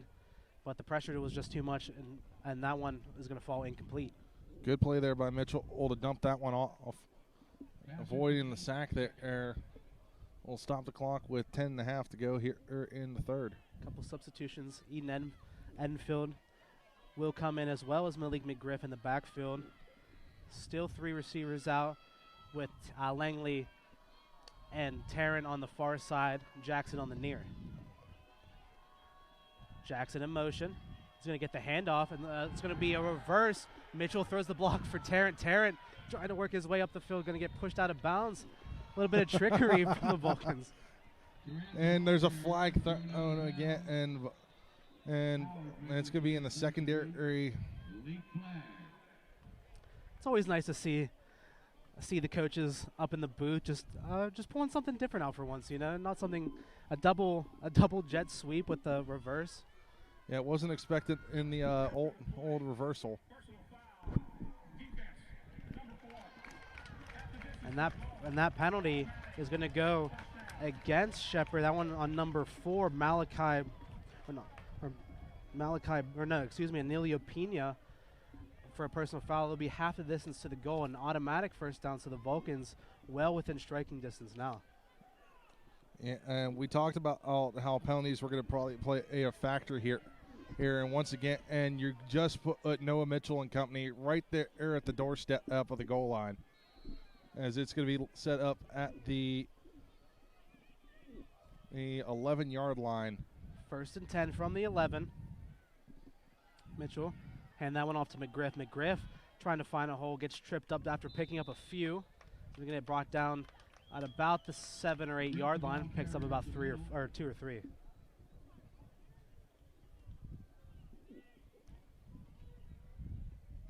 I like the comment you made earlier about this Vulcan offense taking their time, not trying to rush into anything, knowing that this game is still wide open. And like you said, they've got a good drive so far. 9:45 left to play. 2nd down and 6 from the 7, and just taking their time. 2 backs in the backfield for Mitchell. 3 receivers as well. 9 seconds left on the game or in the play clock. Mitchell gets the snap, hands that off to fakes the handoff to McGriff, wide open in the end zone. Touchdown, Jaquade Jackson. He even fooled me there. I thought he was handing off to McGriff, able to find Jackson in the back of the end zone. The Vulcans claw their way back, 13 down, 16 unanswered points. Now they have the lead. And it could be 17 here on the point after try, and it just went eerily quiet aside from the Vulcan faithful here. The crowded Shepherd Stadium brought silent after having such a commanding lead. The Vulcans, and you talked about it earlier, resilient in their play. They were able to fight their way back. Point after 10 from Biko is up, and it is good. So the Vulcans come back from the depths, down 13-0, now find themselves with their first lead of the game, 17-13, with 9:25 left to play in the 3rd quarter. Yeah, so let's take a look back at the drive here. We talked about it as thus far, or Mitchell just being precise on that one and starting to settle in and taking his time, which is a lot different from what we saw in the first half, John. As we saw, Mitchell was hurrying the passes, is not finding them where he wanted them, but finishes the drive with a 7-yard touchdown on to Jaquade Jackson, and that'll be his 3rd of the game. The Vulcans, like you said, finally settling in. I think it's fair to say they had a little bit of nerves coming in, facing Shepherd at home, the number 5 ranked team in the country in Shepherd, or number 4, ranked team in the country. Just, it's always hard to play away from home, especially against one of the best teams in the country. But with that, the Vulcans do have the lead. Biko's kick is going to get us underway. That one taken by Brown at the 4-yard line. Brown working his way. Great tackle made in the open field. Who else? But number 47. But Matt Toby just bringing him down. Terrific tackle. And of course, there's Mr. Toby, who's right below, is filled with excitement on that one. And we've seen how big of a factor that the special teams has had in this game. And with plays like that, it makes the defense so much easier to play. The Shepherd will take over 1st down and 10 from their own 17. But without that tackle, it would have been way better field position for the Rams. But it's going to be Badgett in the shotgun. He's going to have 3 receivers to his left. Hands that one off to Brown. Brown trying to find a hole, but runs into a wall of Vulcan's defenders. He's going to get whistled dead after picking up maybe 2 or 3. And the ball popped out there at the end, and it looks like Josh Miller coming out of the stack there with the football, but I think they're going to say stopped on forward progress. And not only did the ball pop out, so did Brown's helmet again. So Brown is going to head back to the bench. In comes number 6 of Von Holly again. It's going to be 2nd down and 7 from the 17. Badgett looking, and is going to complete the pass over the middle. That one caught by Beach. Looks like that one's going to be brought down just short of the 1st down marker. It's going to be 3rd down and manageable here for Shepherd. With the tackle for the Vulcans. And it's going to be about 3rd and 4, 3rd and 5, if somewhere around there for Shepherd. But the Vulcans are starting to get closer and closer to punching the ball out or doing a strip tackle. So they're going to have to, Shepherd's going to have to be real careful with this football. 3rd and 4 from the 23. Runner in motion, Badgett with the snap, pressure coming. Throws that one deep, trying to find Brown on the wheel route. That one just too far, out of his reach. Toby with the coverage. And just like that, the Vulcans strike first and force a 3 and out for Shepherd. I think that, the momentum for the Vulcans has swung back and forth, but now swung favorably to the California. And I think we have to go back to the first half, John, on with that missed field goal and the unsportsmanlike penalty. He allowed all the Vulcans to get good field position, and Noah Mitchell and company just marched down the field to score forward and turn it into 17 points here in the last couple of drives. Now comes the punting unit, Cam Tarrant. He's going to field this one at the 40. He's going to get fall down after making the catch at the 41, so the Vulcans offense going to head back out onto the field with excellent field position to start their second drive of the second half. I want to again say a huge congratulations to Noah Mitchell for breaking the all-time passing yard record here today on that first touchdown to Jaquay Jackson. So huge shout out to him. Not only a great player on the field, but a great guy off of it. Helped us out at our volleyball game the other day for CUTV. So. And I'm looking forward to doing a couple basketball games with him this fall, but we'll talk about that later on. And as the Vulcans head out there again. The Rams student section chanting defense. Looks like that one got to him, and flag thrown in the backfield, false start against California. It's going to set their drive back just a little bit. They're going to call that one on number 57. That would be Fritz Kelly Edmond. Kelly Edmond and got into some trouble last week. You can hear the fans over there chanting, "You can't do that." And they're right. They can't do that. And with that, it'll be a penalty, 5-yard penalty. The Vulcans will pick up from the 35-yard line. Edenfield in motion.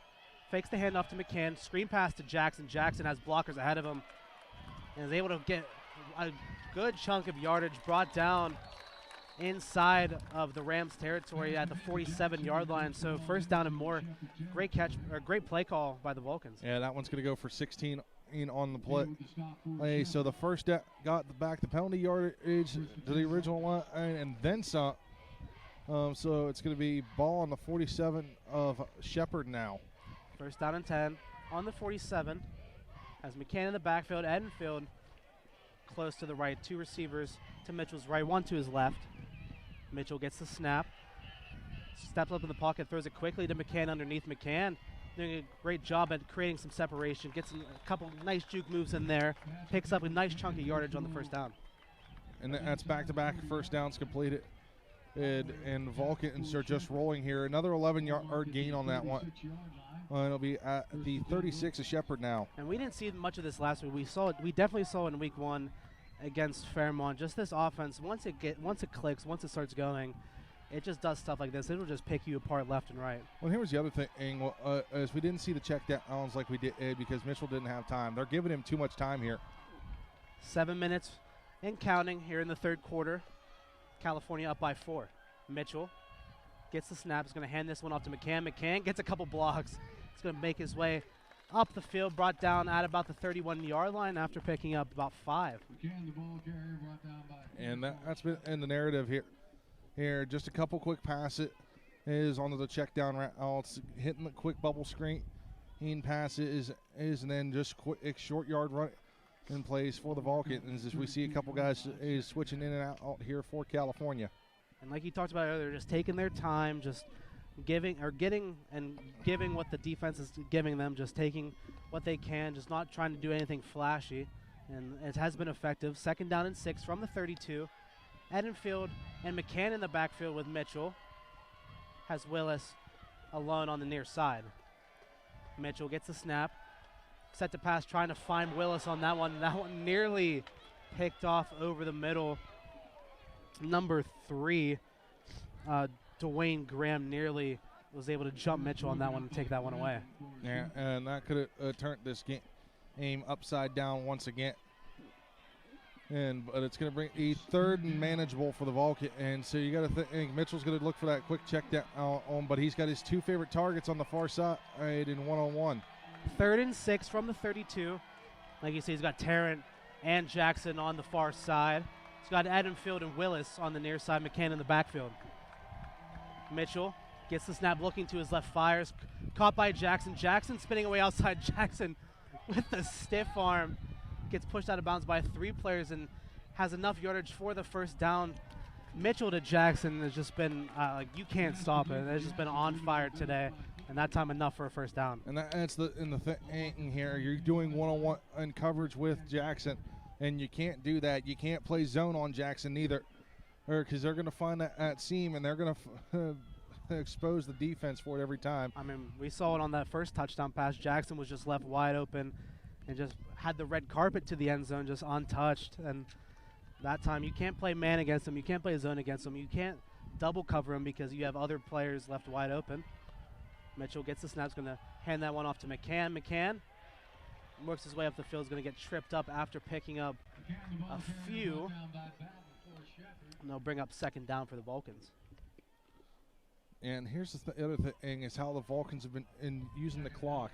When they got the ball, there was about 8 minutes to go here in the third quarter, and we're down on under 5 now. Also, again, just taking their time to march down the field here. And that first drive that they had started with 15 minutes, and they ended with about 9, so they used about 5 or 6 minutes of the clock on that first drive. They're just controlling the game so far in the second half. 2nd and 9, Mitchell in the shotgun. Hands off to McCann again. McCann picks up a couple blocks. He's going to work his way up the field, but he fumbles the football.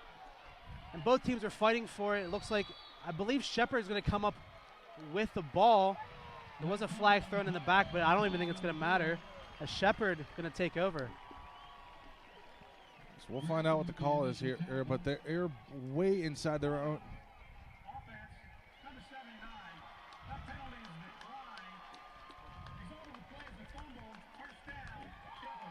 Just like that, the game's turned on its head. McCann loses control of that one, and Shepard able to recover. They do find themselves deep inside their own territory, but they do have the ball. They do have plenty of time left in this game.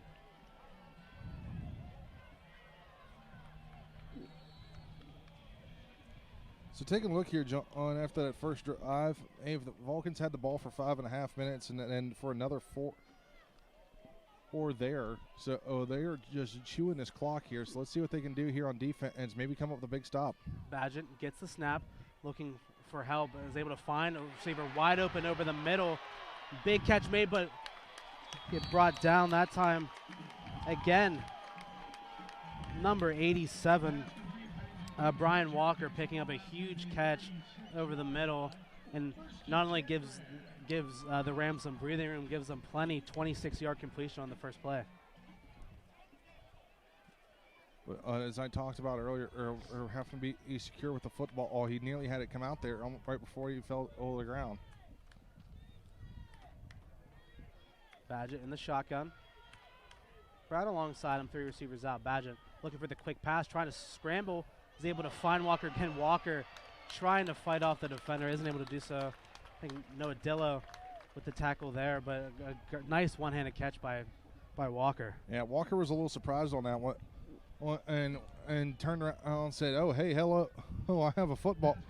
Oh, tried to turn up field, and Noah Dillo was there to greet him to stop him for only a gain of about 3.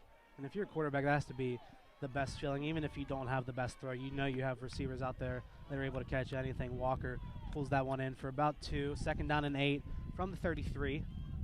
Badgett in the shotgun, trying to find the receiver again. That pass caught. Is going to get spun down. That pass completed to number 7, Kenny Edelin. He's going to pick up a few before being taken down by number 10, Micah Tillman. And that's been the narrative here for this defense now, as they've been coming up, making plays and wrapping up and doing it in swarms.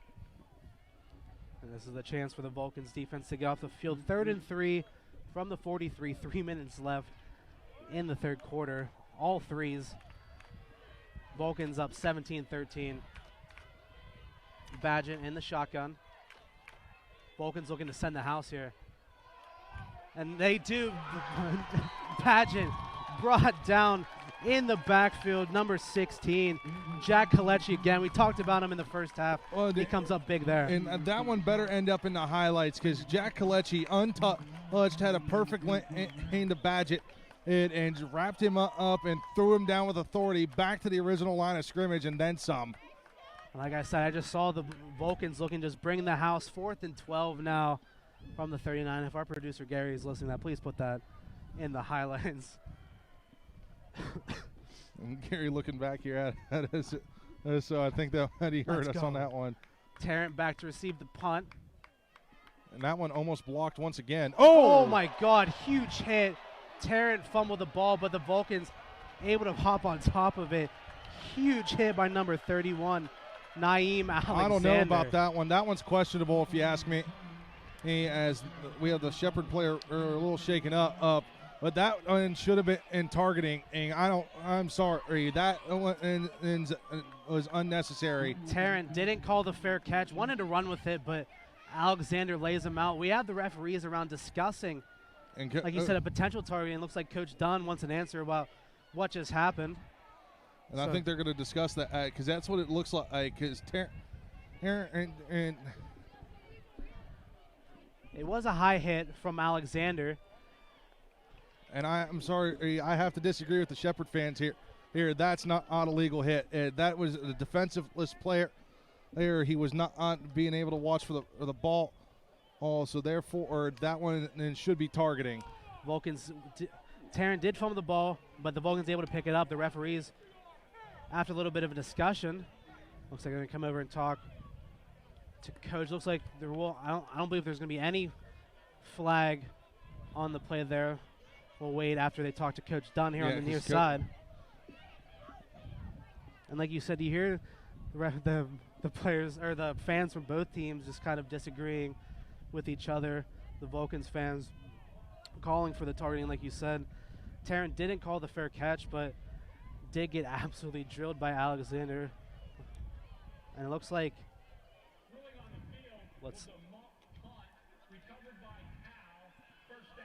looks like with that, there will be no targeting called. Called it a fumbled punt that was recovered by the Vulcans. So they will now take over from the 32-yard line. Yeah. So the Vulcans are going to take over now. But I'm still questioning that one. Mitchell sees himself, hands that one off to McGriff. McGriff able to find a hole and using that strength to pick up a few more. Gets pushed out of bounds after a gain of a few. Uh-oh. And it looks like some tempers flaring in the middle of the field. Vulcan player losing his helmet. Number 38, Gage Raj, losing his helmet in the scuffle. 4 or 5 flags thrown.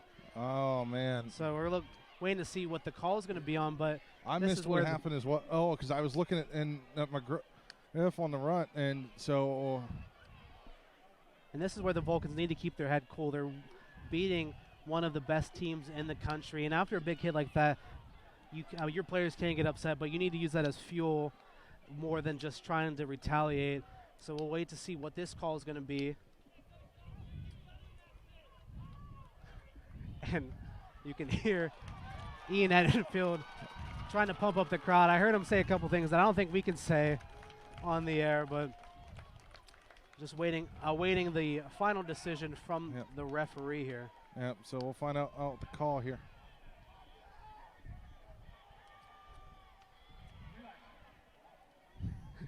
Yes, sir. The referees say relax because both teams just trying to get in there.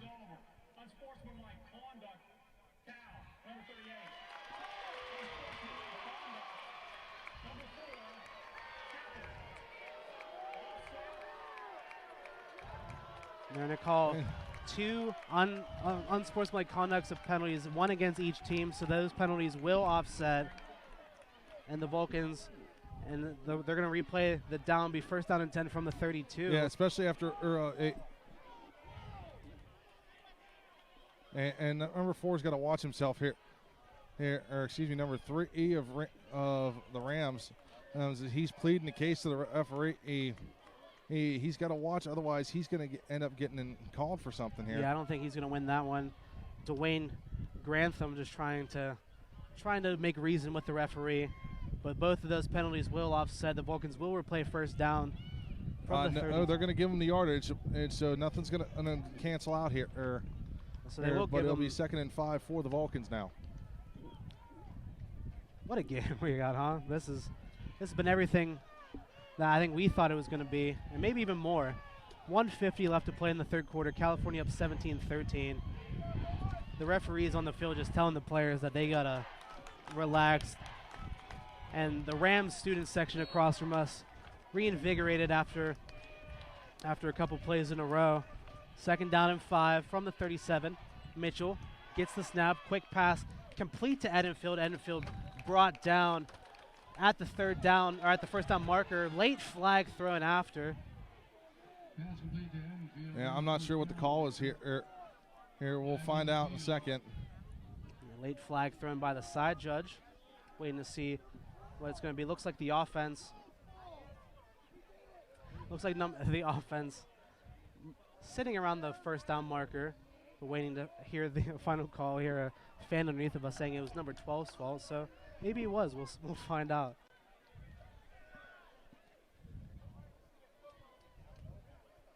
Referees with their final decision. Looks like it'll.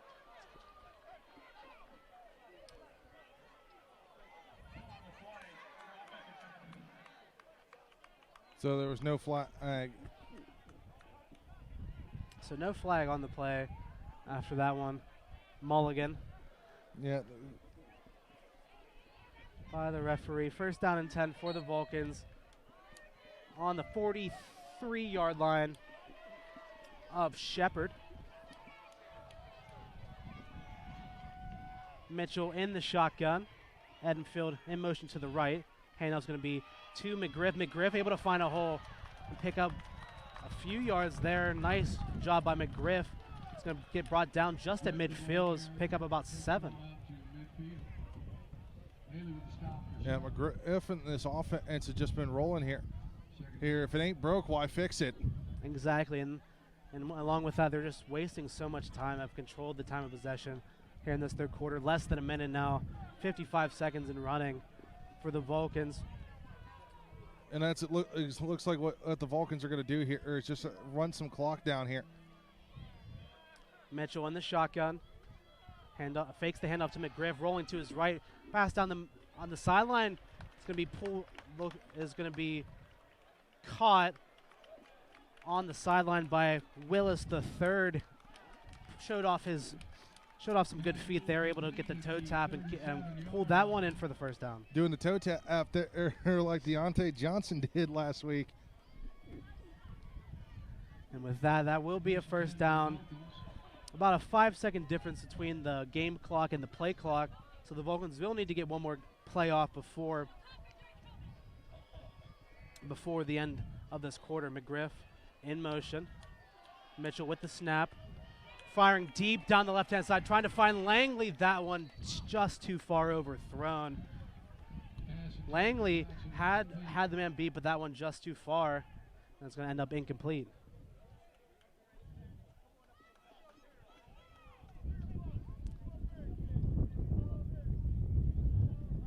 And with that will stop the clock with 7.7 seconds left in the third quarter.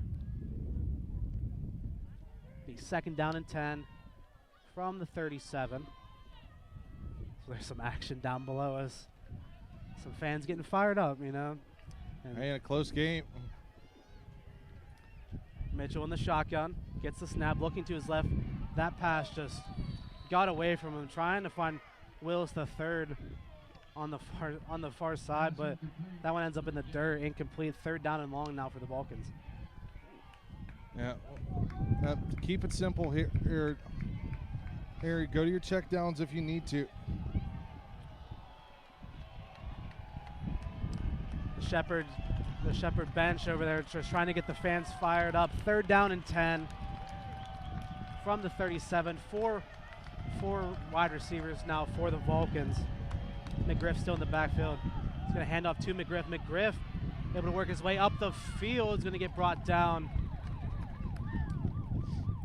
just shy of the first down marker, I believe. And with that, that will be the end of the third quarter. The Vulcans lead 17-10. I think that is about a yard or two short of the first down. So looking to see maybe what the Vulcans will do at the start of the fourth here. Yeah, so we're going to see what happens here. Good football all so far. This is a better game than what we were expecting.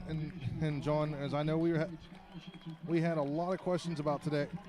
And the Vulcans coming up with the answers for them. Now, if they can keep this up for another 15 minutes, it's going to be third and short, or fourth down and just short, I believe.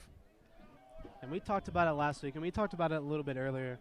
But again, I want to give a huge shout out to the Vulcan faithful traveling all the way down here to Shepherdstown, West Virginia for this game. Last week they were in strong numbers at Kutztown, and yet again here we see a sea of red shirts underneath us here in West Virginia. So huge shout out to them, and I think you're right, it's like fourth and maybe half a yard. So now that I can actually see a little bit better, so it's going to be about 4th and 2, maybe 4th and 1? Not even. Or actually now that the sticks are moved, it will be about 4th and 3 from the 29, 4th and 2. It looks like they will send the offense out there. Mitchell and the offense talking to the coordinators on the field, and it looks like they will go out there to try and get this fourth down play. We saw what Kutztown was able to do with this last week. We saw Shepherd do it earlier this game, picking up that fourth down, I believe led to a score. And this could be huge for the Vulcans. They're able to pick us up here. And this is going to be a big one here. Or if the Vulcans get this convert on this fourth down play, we saw them do it a couple times last week in Kutztown. It might silence the crowd here. 4th and 2 from the 29. 4 receivers for the Vulcans. McGriff in the backfield with Mitchell. The Shepherd fans screaming, trying to throw the offense off. Mitchell gets the snap. Quick pass outside, caught by Jackson. Jackson has enough for the first down. He's going to get brought down just inside the 20, and a huge fourth down conversion for the Vulcans. That was a big one there for the Vulcans. That's another 8-yard gain for California. And I feel like if you're Shepherd, you have to know that's coming. You have one-on-one on the outside with Jaquay Jackson, and Mitchell's going to find that pass every single time. But a new set of 6, first down and 10 from the 20. Same set stays out there. 4 receivers for Mitchell. McGriff in the backfield. Jackson one-on-one, but has the safety shadowing. Hands that one off to McGriff, but blown up in the backfield by number 90, Journey Dunbar, able to bring down McGriff, and the Vulcans lose about 4 on the play.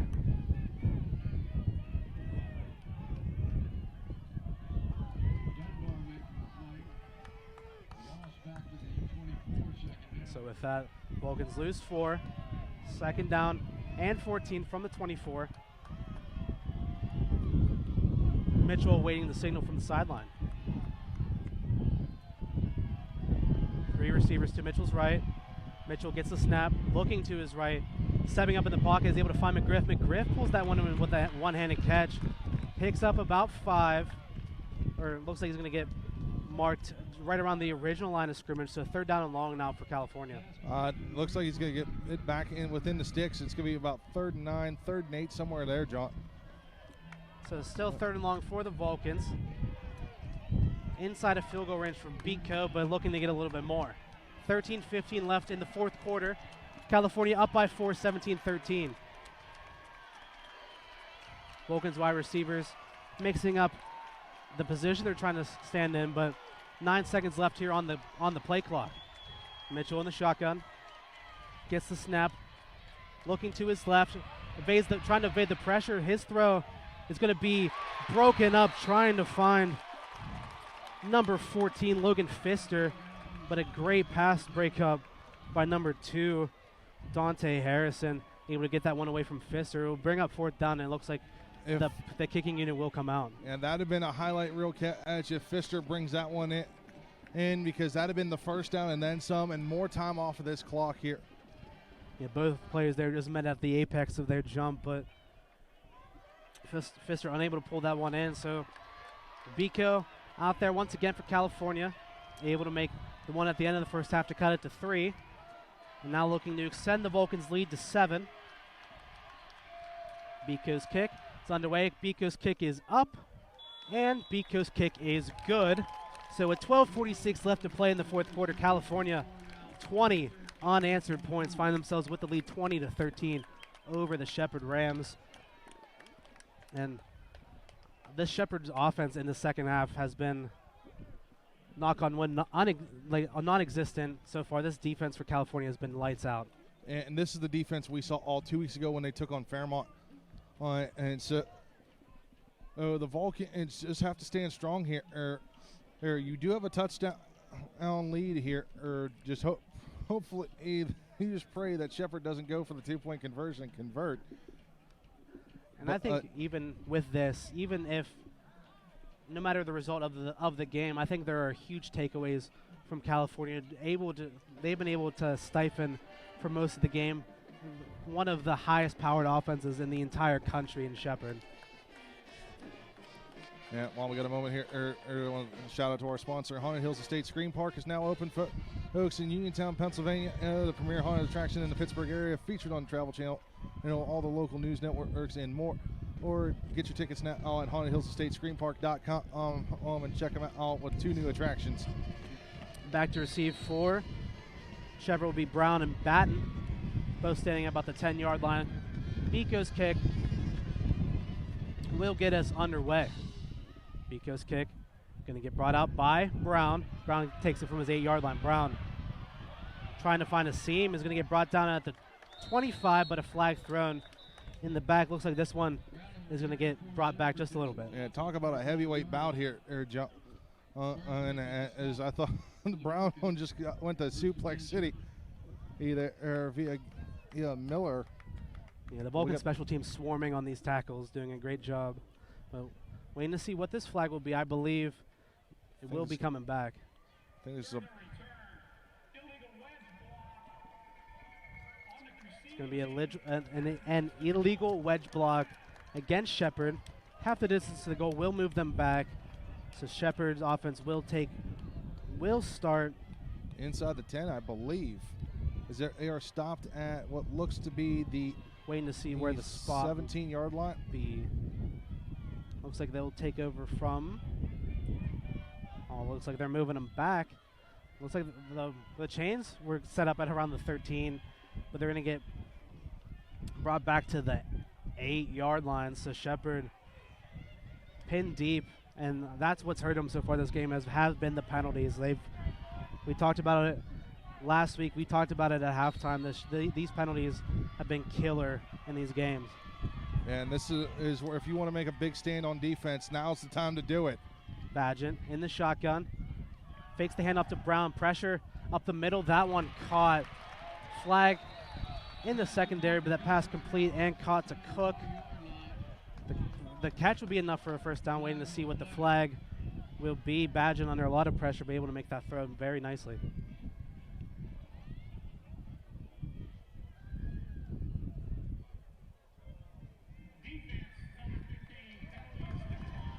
And the holding penalty will be declined. We got number 15 for California, Jermichael Isom on that one. So at the end of the day, it does not matter. Will be a first down at the 21 for Shepherd. 12:30 left here in the fourth quarter. California up by 7. Badgett in the shotgun. A bunch formation to his left. One receiver to his right. Badgett gets the snap. Vulcan send the pressure, and Badgett able to escape, but not for very long as he's running back into a couple of Vulcans players, rolling all the way now to his right-hand side, and fumbled the ball, and the Vulcans are going to recover, and it's going to go out of bounds. California steal one. Number 42 for the Vulcans. Josh Miller comes up with that one. Oh, my. So he was trying to pitch it out of bounds. However, that was a pitch play, not a forward throw, so that's technically a fumble. Well, what happened, and as soon as it hit the ground, because it didn't get past the line of scrimmage, Miller picked it up, slid out of bounds. It's going to be 1st and 10, and you're going to give Noah Mitchell and company a really good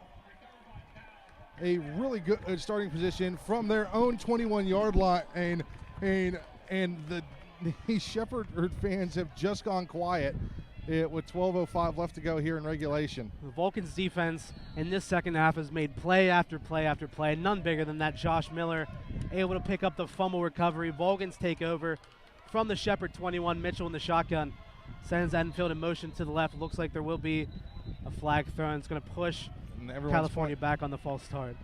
They're both sides are pointing fingers. But at the end of the day, it looks like Shepherd will win out on that one. Number 57 for California will be Fritz Kelly Edmond again. And Kelly Edmond, but he jumped into the lane, which caused me to jump. So that should have been approachment. But the refs aren't going to hear it. So I'll move the Vulcans back a little bit. They'll take over now from the 26. 2 receivers to Mitchell's right, 1 to his left. The one to the left being Jaquay Jackson, one-on-one, maybe a little foreshadowing. Enfield in the backfield, split to him. There's McGriff behind him. Mitchell hands it off to McGriff. McGriff looking for some running room.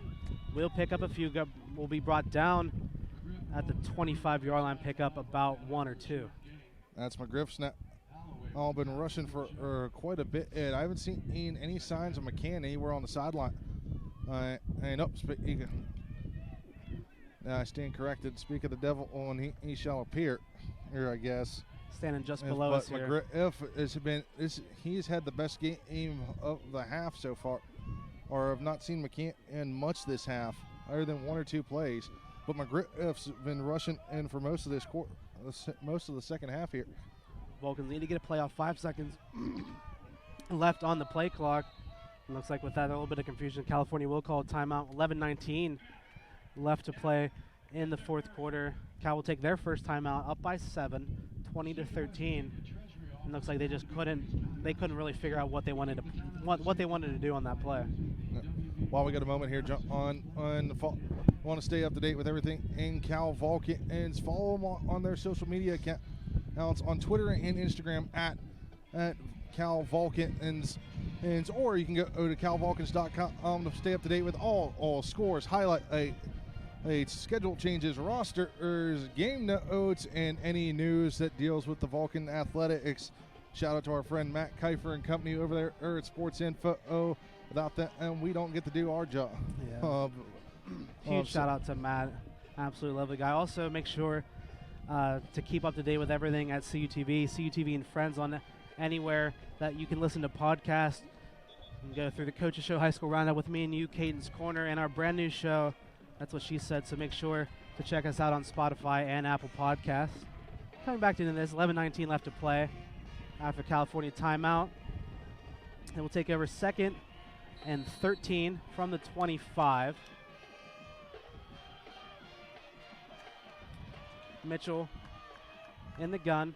We'll hand it off to McGriff. McGriff bounces it to the outside. He's going to go for the hurdle. And he's going to get hit out of bounds after picking up about 5. McGriff just showing his athleticism there, trying to get on the track team, I think.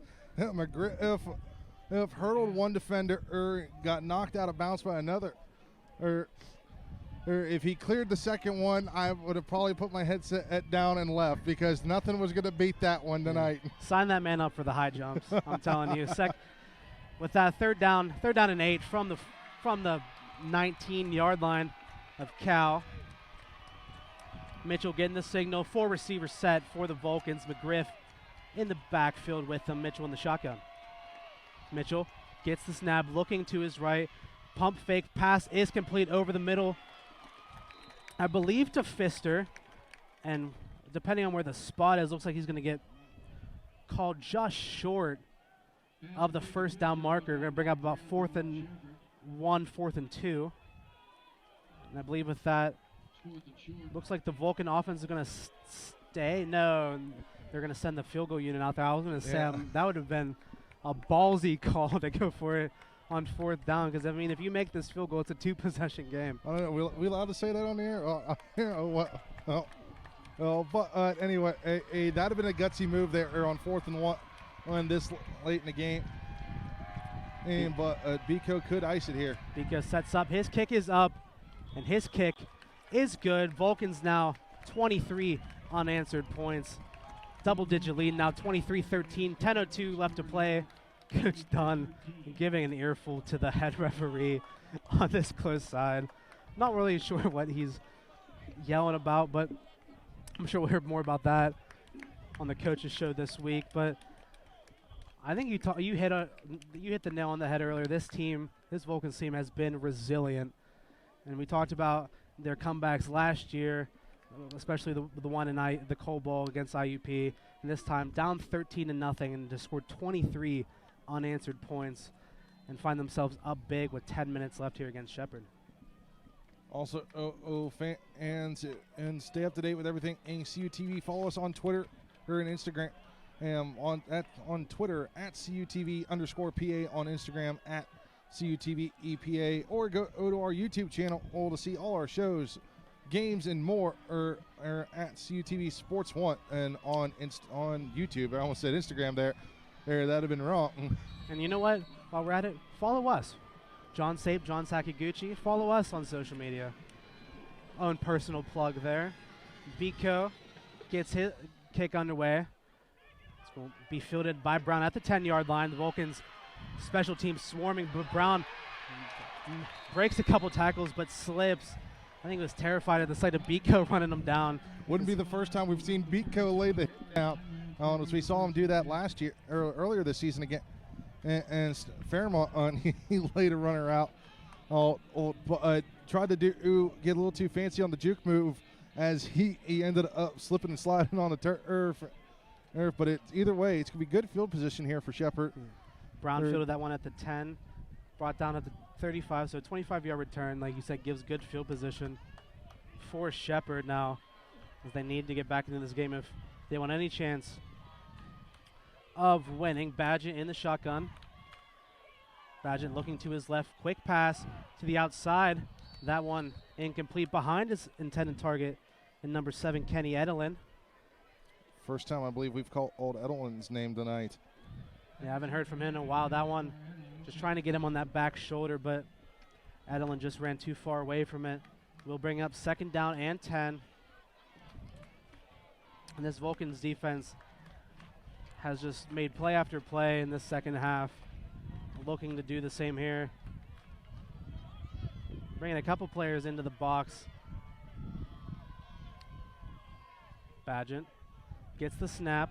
Vulcans send the house, and Badgett is going to get brought down in the backfield. Another sack for the Vulcans. Gerald Brown is going to claim that one. The Vulcans brought 3 or 4 blitzers, and they were able to get to Badgett that time. I was going to say, if you're a Gerald Brown on with the initial contact act, and Josh Miller or with the assist on that one. Huge play for the Vulcans defense. And that's going to take more time off the clock here and a lot more yardage that Shepherd is going to have to cover now. Lost about 7 on that one. Going to be 3rd and 17.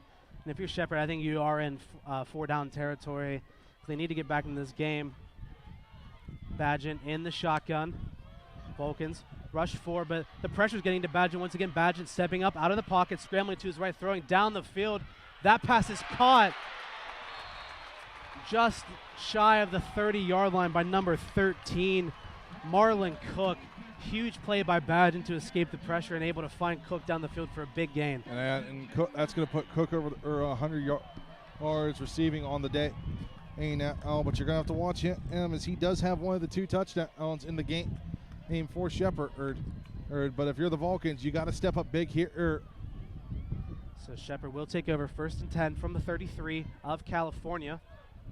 Shepherd looking to close the gap. California up by 10, 23-13. Walker goes in motion, fakes the handoff, quick pass to the outside. Broken up, trying to find Cook once again. Great coverage outside by Micah Tillman. And you know what, Tillman? Giving it an earful, and then with that, that's gonna go back to bite him. We talked about staying disciplined, and that was not it. Yeah, Tillman able to break that one up, but gave Cook an earful after it, and is going to pay the price. Going to give Shepard the first down. 15-yard penalty plus the first down. So Shepard now inside the Vulcans 20 will pick up from the 18-yard line of California. You hear the fans chanting, "You can't do that," and they're absolutely right. Micah Tillman got caught there. First down and 10 from the 18. 8:26 left to play. Shepard looking to close the gap down by 10. Fakes the quick pass, going deep towards the back of the end zone. That one is caught for the touchdown in the back. Number 81, Cameron Dorner, pulls that one in. And just like that, one bad play just leads to all of this. Shepard able to pull a touchdown back.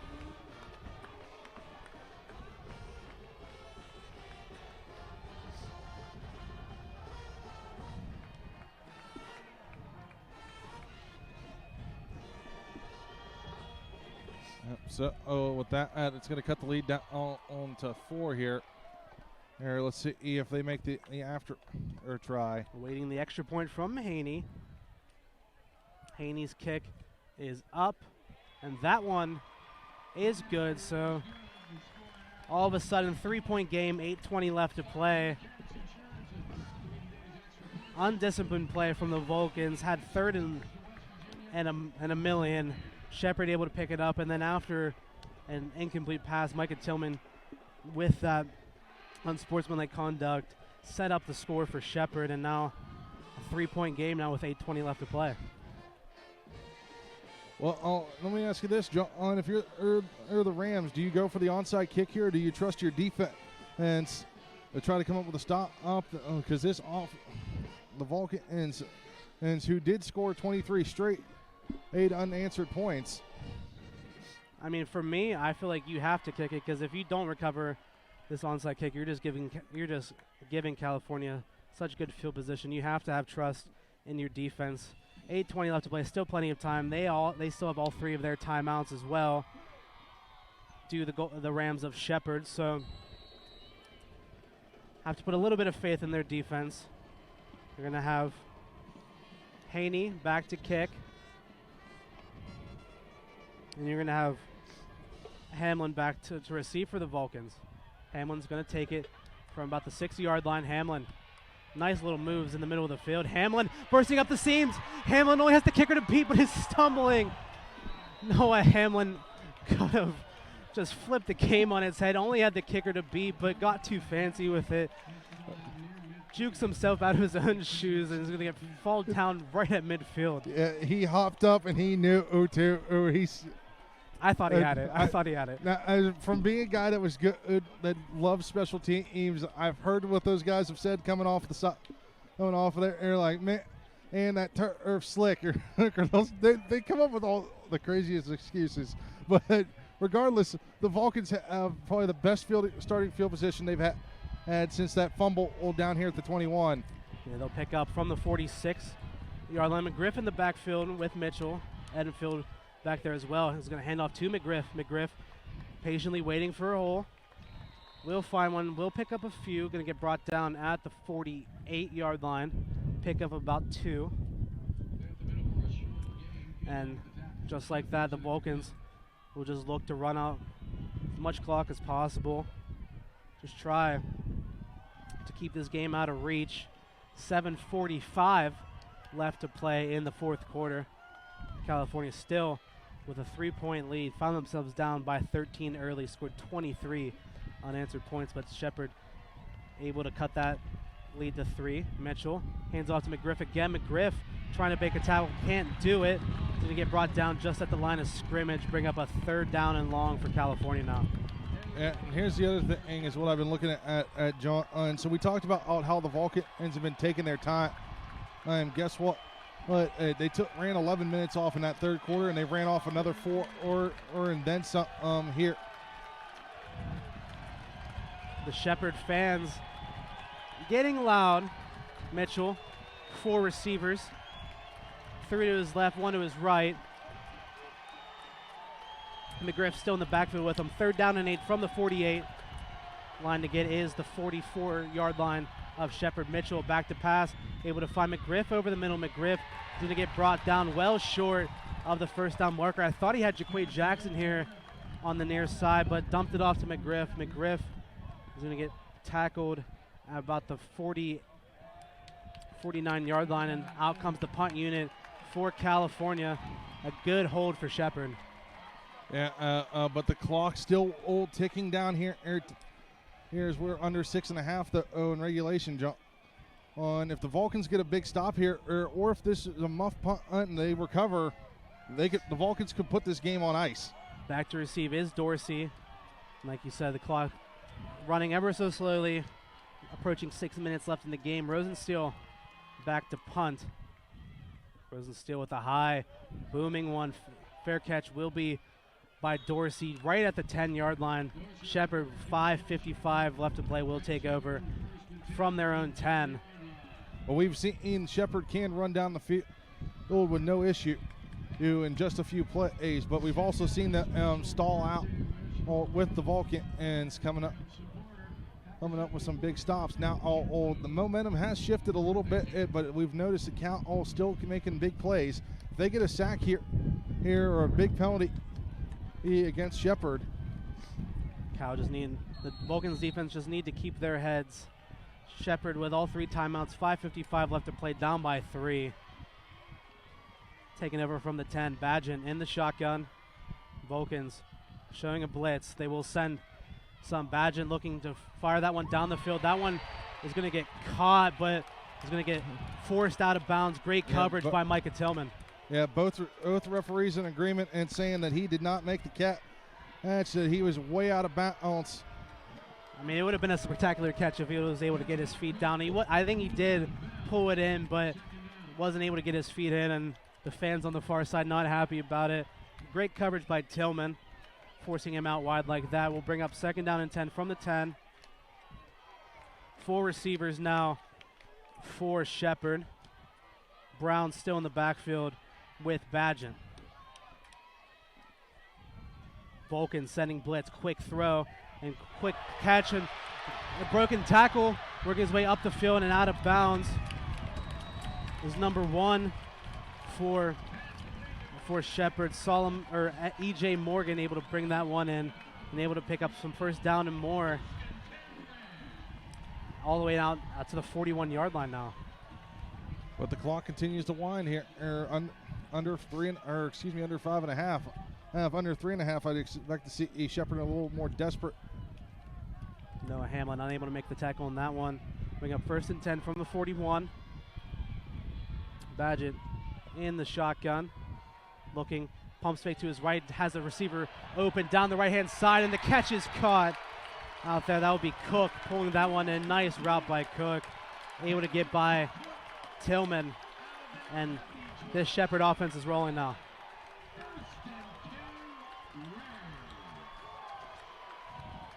The Rams now pick up from the 29-yard line of California.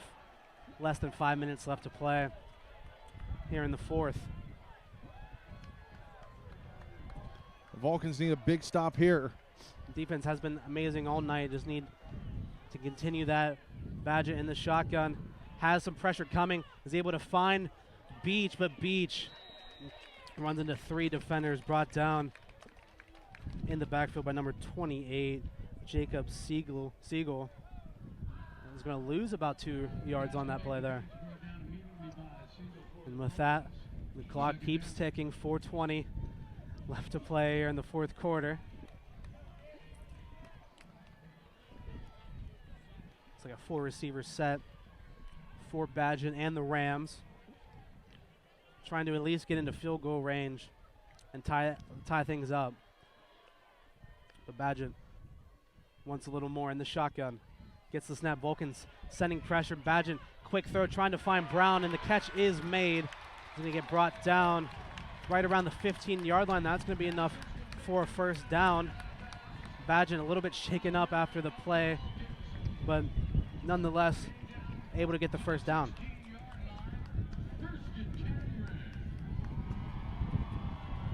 And we talked about this earlier, how they can march down the field quickly. But the Vulcans can need a big stop here.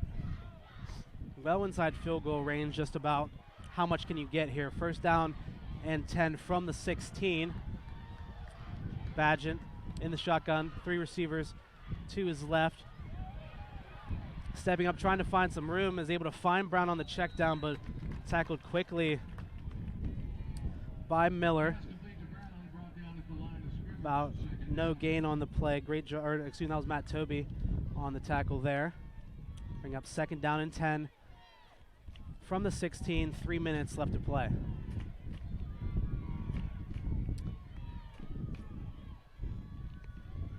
Shepherd fans silent, letting their offense get to work here. Badgett in the shotgun. Receiver in motion. Comes all the way across the formation. The Vulcans sending the pressure once again. Badgett able to escape, trying to work his way up the field. Will run himself out of bounds after picking up a few.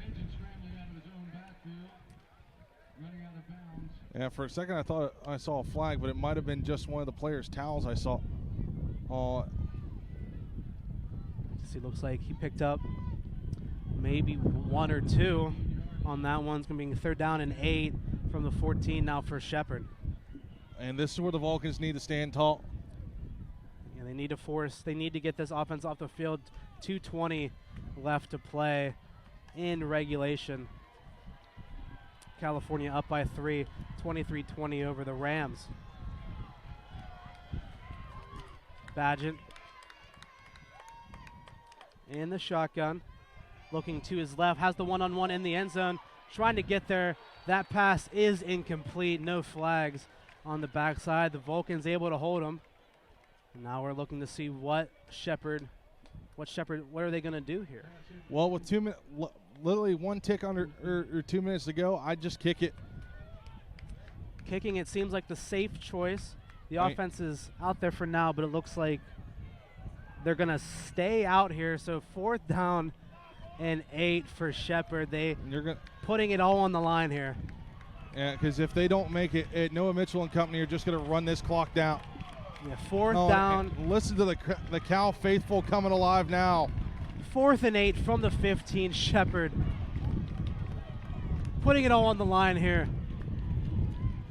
Gets the playoff. Vulcan send the blitz. Hit as he's thrown that one. Incomplete. California able to hold. Their defense has been fantastic all night.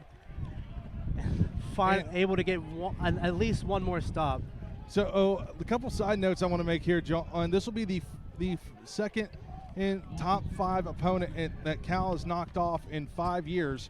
And then the other one, the first CUTV broadcast actually here from Shepherd.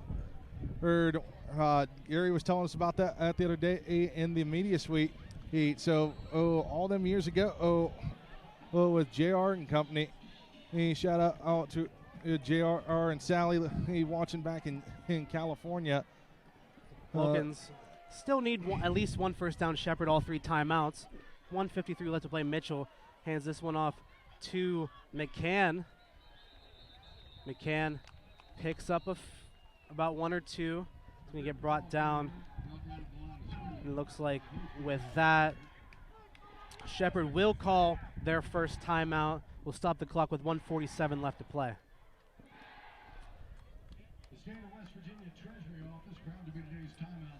I mean, what a game this has been. I mean, absolutely phenomenal. Huge bounce back from the Vulcans. Tough loss last week.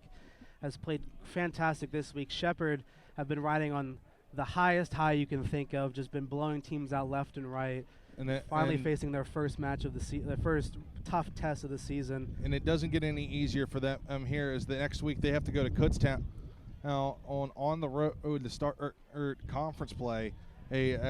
We'll be playing host to Edinburgh at home. That one's got a sibling rivalry between my sister Abigail, who's tuned in and probably watching this on the tape back in Edinburgh.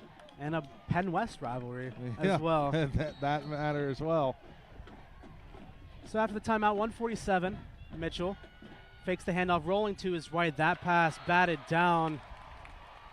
by number 2, Dante Harrison. That will stop the clock with 1:43 left to play. Interesting play call from the Vulcans. Will bring up a 3rd down in about 9 or 10. They need to get at least one first down. Yeah, they have to get this first down here. Otherwise, you're keeping in the Rams in this one, and you don't want that, especially with a minute 43 left to play in regulation time. Mitchell in the shotgun. McCann to his left. 4 receivers on the field for the Vulcans. 3 to Mitchell's right. Has Jackson one-on-one to his left. Mitchell gets the snap. Escapes the pressure. Rolling to his right. Mitchell looking for a receiver to come back. Throws that one down the field. That one's going to get, what's the call? Incomplete. Trying to find Eric Willis on the far side. That's going to be incomplete. It's going to bring up a 4th down. Shepherd are going to get the ball back with 1:34 and 2 timeouts left. So Rosensteel is going to come out and punt this one, and he's going to have to put some extra oomph in this one to get it downfield. Ball is going to be snapped at the 16. Rosensteel going to set up, I believe, around near his own end zone. So, like you say, he's going to have to get some leg on this one. Back to return for Shepherd will be number 3, Rodney Dorsey.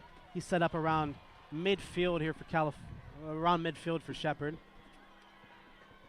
Rosensteel with the punt. This one's absolutely booming. Dorsey's going to take it from the 45. He's going to miss one tackle. Dorsey works his way up the sideline. He's going to get pushed out at about the 40-yard line, but there are some flags on the play. I believe this one is going to come back. Yeah, I think this one's going to be a block in the back. Yeah, there was one thrown behind the play and one thrown on the sideline, so waiting to see what is going on there. Did run down the clock a little bit more. 1:22 left to play now.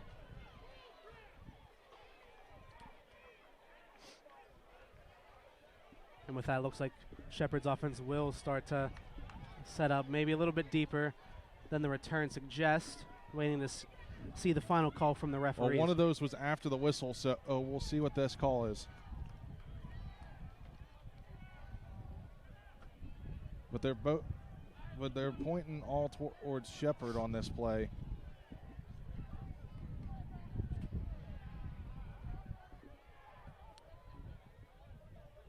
And awaiting that. 1:22 left to play. California up by 3. During the return, block in the back on the receiving team, number 14. After the play, personal foul on the kicking team. Number 14 also will enforce both fouls. First down. So with that, there will be 2 penalties on the play. 1 on each team by number 14. It's going to be Sekou Kamara charged with the block in the back for Shepherd, and then for California it was going to be Logan Pfister called for the unsportsmanlike conduct after the play. And so they'll enforce both penalties.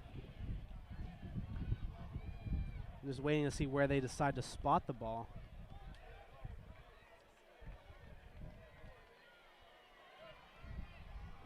This one's going to be a wild one to get down to the end. So,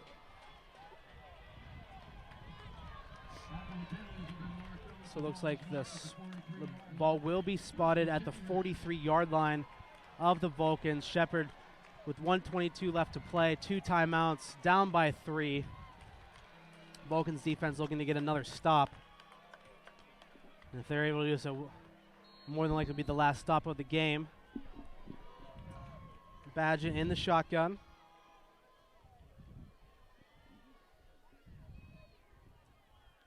Crowd goes silent. Badgett rolling to his right, has a couple of Vulcans players coming after him. They just throw deep down the sideline, incomplete. Trying to find Cook on that far side. That would have been a phenomenal catch if he was able to make that with the one hand. But that one's going to go incomplete. Bring up 2nd down and 10 from the 43, 1:16 left to play.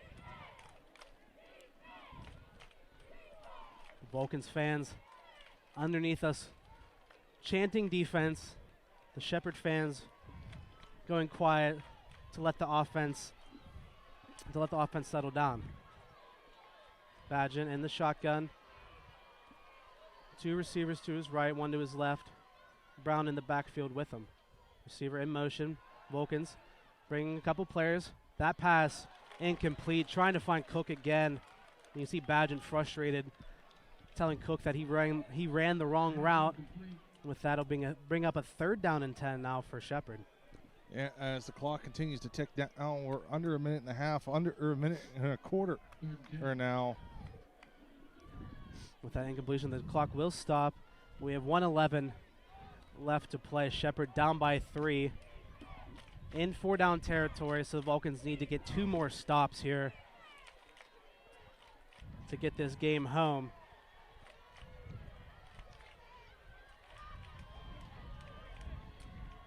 Four receivers for Badgett. Badgett gets the snap. Vulcan sending some pressure. Badgett, quick pass on the outside. That one's broken up. Trying to find Walker. Great coverage by Noah Hamlin, able to break that one up. And brings up a huge 4th down for California. And now, what do you do if you're Shepherd here? Or do you punt it away, jump on, or do you, and they're going to burn a timeout. It looks like they'll call one of their timeouts and discuss it. I mean, I don't think they can punt it because with now you only have 1 timeout. Vulcans can easily run a minute in 3 plays. So they're just going to go out there after the timeout and just try to figure out one final play. They got to pick up 10 yards, try to get to the Vulcans' 33-yard line. And to get it, be even in remotely close 4 field goal range, yeah, the 33, yeah, but if you get. But you have to make it down there and pick up this 1st down. Otherwise, the Vulcans are going to ice this one and sneak away and steal a victory here on the road. And I know I said it earlier, but I mean, what a game this has been! Just lights out. California showing up so far when they need to the most. One final play here to decide it all. Can the Vulcans defense get one final stop, or can Shepherd pick up the 1st down and continue to march down the field? The Vulcans bench trying to get the fans into it. It's not just the bench, the entire Vulcan faithful standing here. 4th down and 10 from the 42. Badgett gets the snap. Vulcan sending in some pressure. Badgett steps up. Badgett is going to take off with it. Badgett gets a block from Brown. He's going to work his way down the sideline. Is going to run his way out of bounds inside the 20. Badgett did a great job at escaping the pressure and picking up the 1st down. Less than a minute now for Shepherd. He's going to get marked down actually at the 22. Pickup of 20 on the play. They're going to have to hurry as once those sticks are set, the clock's going to start. 57.9 seconds left in regulation. Badgett in the shotgun. Gets the snap. Looking for the one-on-one on the outside. Broken up. Noah Hamlin again with the huge breakup. Trying to get a flag called. E.J. Morgan trying to get a flag called. No flag thrown by the official. So it'll be 2nd down and 10. 53 seconds left.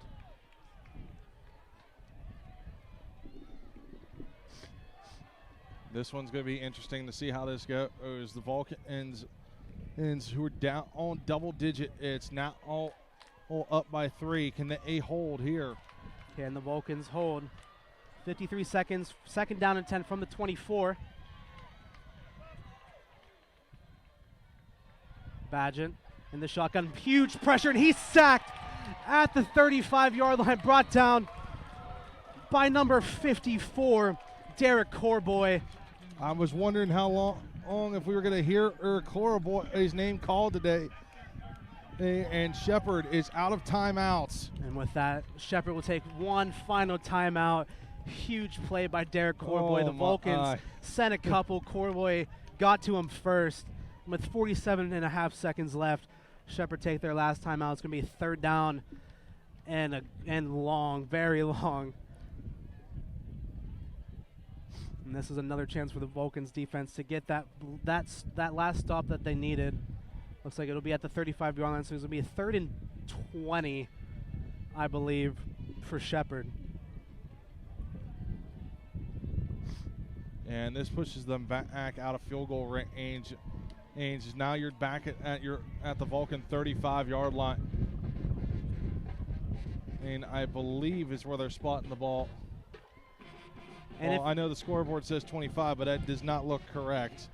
Yeah, and if you are Shepherd here, if you're able to pick up a decent chunk on this play, do you send out the kicking unit for the 4th down play? I feel like you have to. You don't have any timeouts left. Tie this game and try to get it to overtime.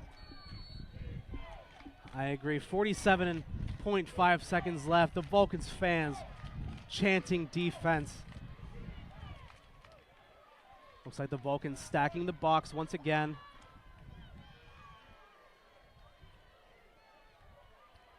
It's going to be Badgett. Pressure coming. Pass is going to be complete, and it's going to be Cook is going to be tackled at the 21-yard line. It's going to be picked up, and now it's time for Shepherd's decision. They only have 30 seconds. What are they going to do here? It looks like they're going to go. They're going to kick it, but they got to hurry up. Tick, tick, tick, tick, tick, tick, tick. They're going for it. They're keeping the offense out there. Vulcans, one final stop, 4th and 7. Badgett. And it looks like it's going to be a false start called. You can see Badgett just furious in the backfield. He wanted to kick it. You can see he's like, why aren't we kicking it? And now you're down on the 14.2 on the clock. Wasted so much time, and it looks like after that they will send the kicking unit out there. But this kick is going to get backed up by, I believe 5 yards. I think there was a flag thrown. So we'll wait to see after that. Because if not, then I'm not quite sure why the clock stopped. Because the Vulcans didn't call a timeout. Yeah, because the clock should still be ticking here, or if it's a false start. I mean, there is still a flag down on the field on the near side. And now it's waiting for the refs to discuss. Looks like the referees will call, or will blow the whistle. I mean, the clock has to start here. I believe it. I assume. I'm not entirely sure. See. Oh, so it is going to be. They're going to tackle on the 5 yards. There it is. I mean, I was waiting for it.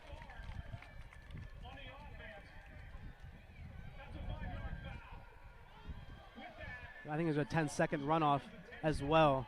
So they will have 4 seconds to get the kickoff. Now, do you really you ice the kicker here? Here, John, and you have all 3 timeouts. I don't know, but they're going to run it down to 4.2 seconds. And they'll have one final kick for Jacob Haney. Ball is at the 25-yard line, so a decent kick for Haney if he's able to make it. Now the clock is starting to run. They need to get off. The kick is up. The kick is on its way. And the kick is good. So we're going to overtime. Expires. We're going to overtime here at Rams Stadium. Haney, after missing the extra point earlier, knocks that one through. And that'll send us into an overtime here.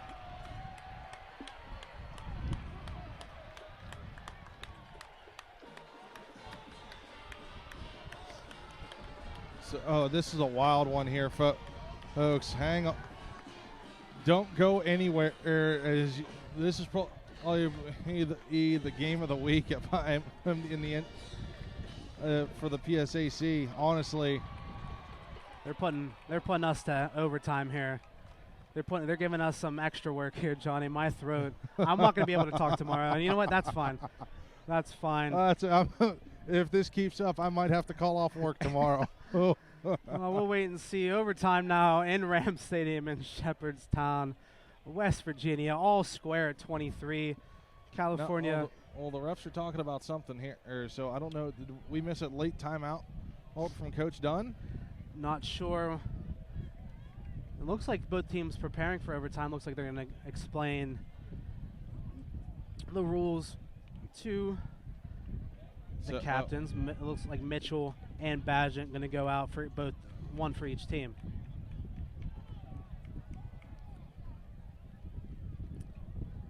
And Shepherd now have all the momentum, able to score 10 points in that fourth quarter, able to bring it back.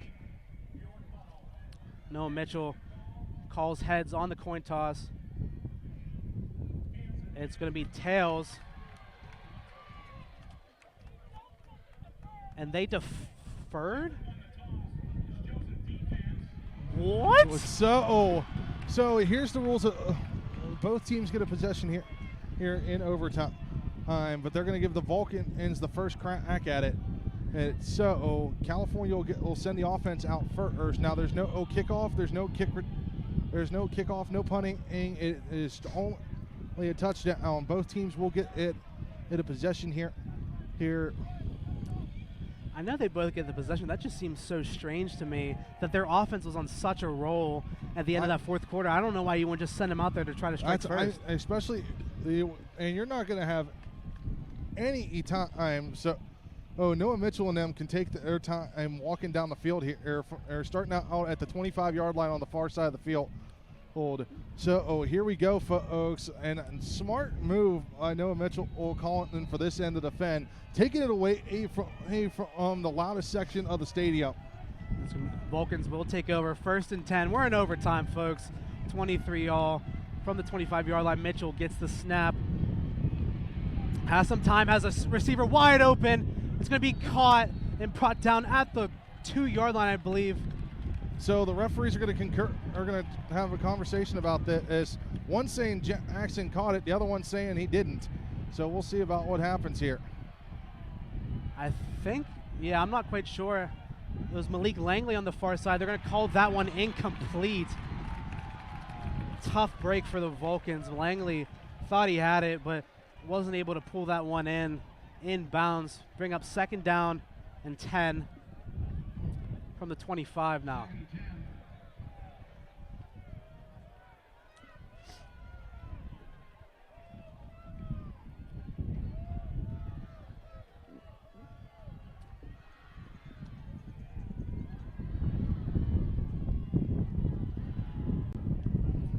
So the Vulcans have all the time in the world, 25 seconds on the play clock. Mitchell in the shotgun, 4 receivers, 3 to his right. Mitchell with the design QB draw. It's going to get brought down in the backfield all the way to the 31-yard line. Interesting play call from the Vulcans. And Mitchell going to take the sack on that one. Going to bring up a 3rd and 16 now for California. And it's 4-down territory here.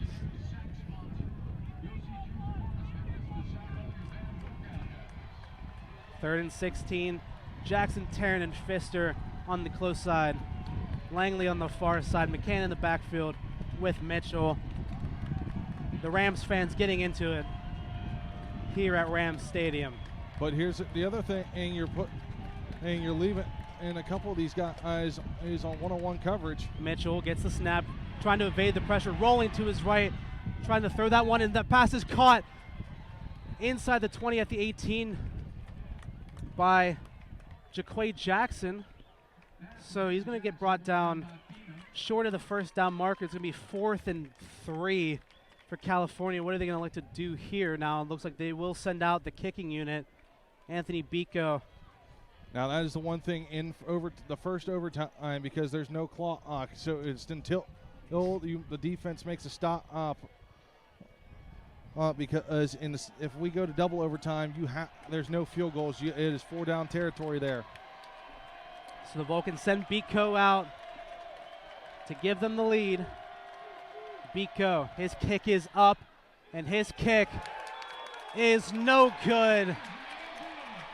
Bico sends that one wide right. Heartbreaking for the Vulcans. And all the Rams need is a field goal to win this game now.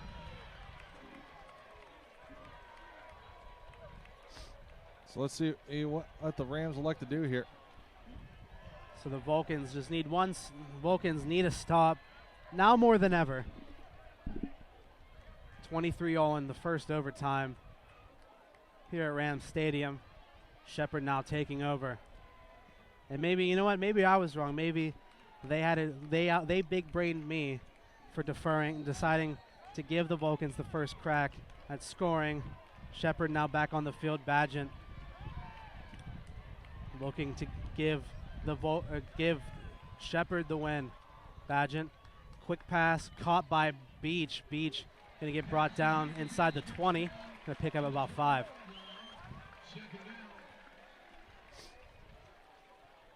And like you said, they don't need, or there's no time. They can just take as long as the play clock will allow them. So they're going to be very methodical about this. Just try to figure some things out and try to get the best play they possibly can. The Vulcans need to find a huge stop here. I'd watch Noah Dillo and Matt Toby on this one. Vulcans looking to send a little bit of pressure here. Fakes the handoff to Badgett. Quick pass outside to Beach. Beach going to get pushed out past the 15-yard line. Around the 13. That's going to be enough for the first down. So Rams will be first down and 10 at the 13. Badgett telling his team to calm down. Telling the fans to calm down. This game's not quite over yet. We're going to see what they do. Just try to get it as close as possible. Either punch in or get as close as possible for Haney to punch it through the uprights. Badgett in the shotgun, fakes the handoff, quick pass on the outside. He's going to get knocked out of bounds. That one to E.J. Morgan.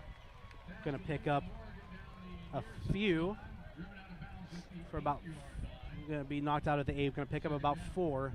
Second down and 6.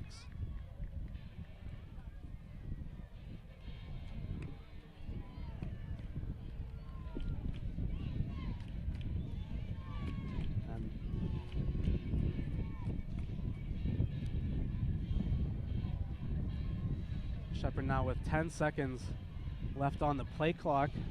Need to get a play off here soon. 5 seconds now. Runner in motion to the left. Badgett. He's going to hand this one off to Brown. Brown is going to rush his way up the middle, get it brought down at about the 5-yard line. And waiting for the spot is going to be just short of the first down mark. You're going to bring up a 3rd down and 1.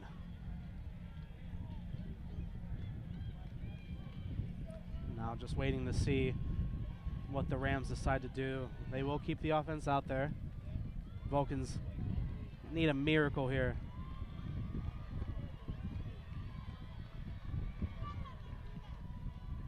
Hands off to Brown. Brown trying to get the first down. I don't think he got it.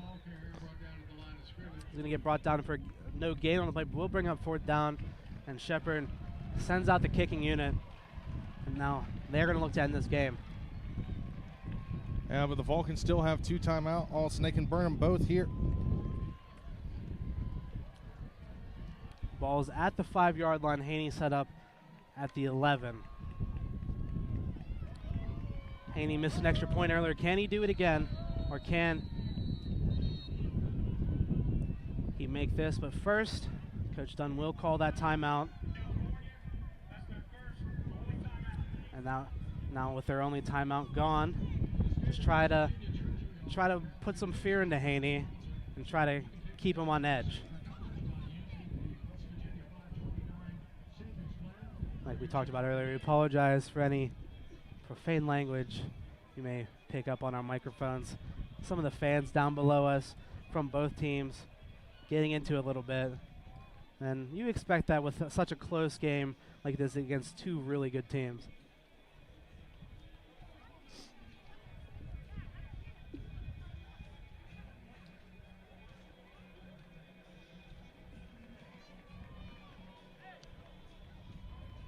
Once again, make sure you catch us on our next broadcast next Saturday as the Vulcans will take on the Fighting Scots of Edinburgh. Make sure to tune in for that. And after the timeout, Haney back out there one more time. Jacob Haney. And this stadium is quiet. Jacob Haney for the win. His kick is up, and his kick is good. Shepherd had the lead early, fell down late. We're able to come back, and we'll defeat the California Vulcans 26-23 in overtime.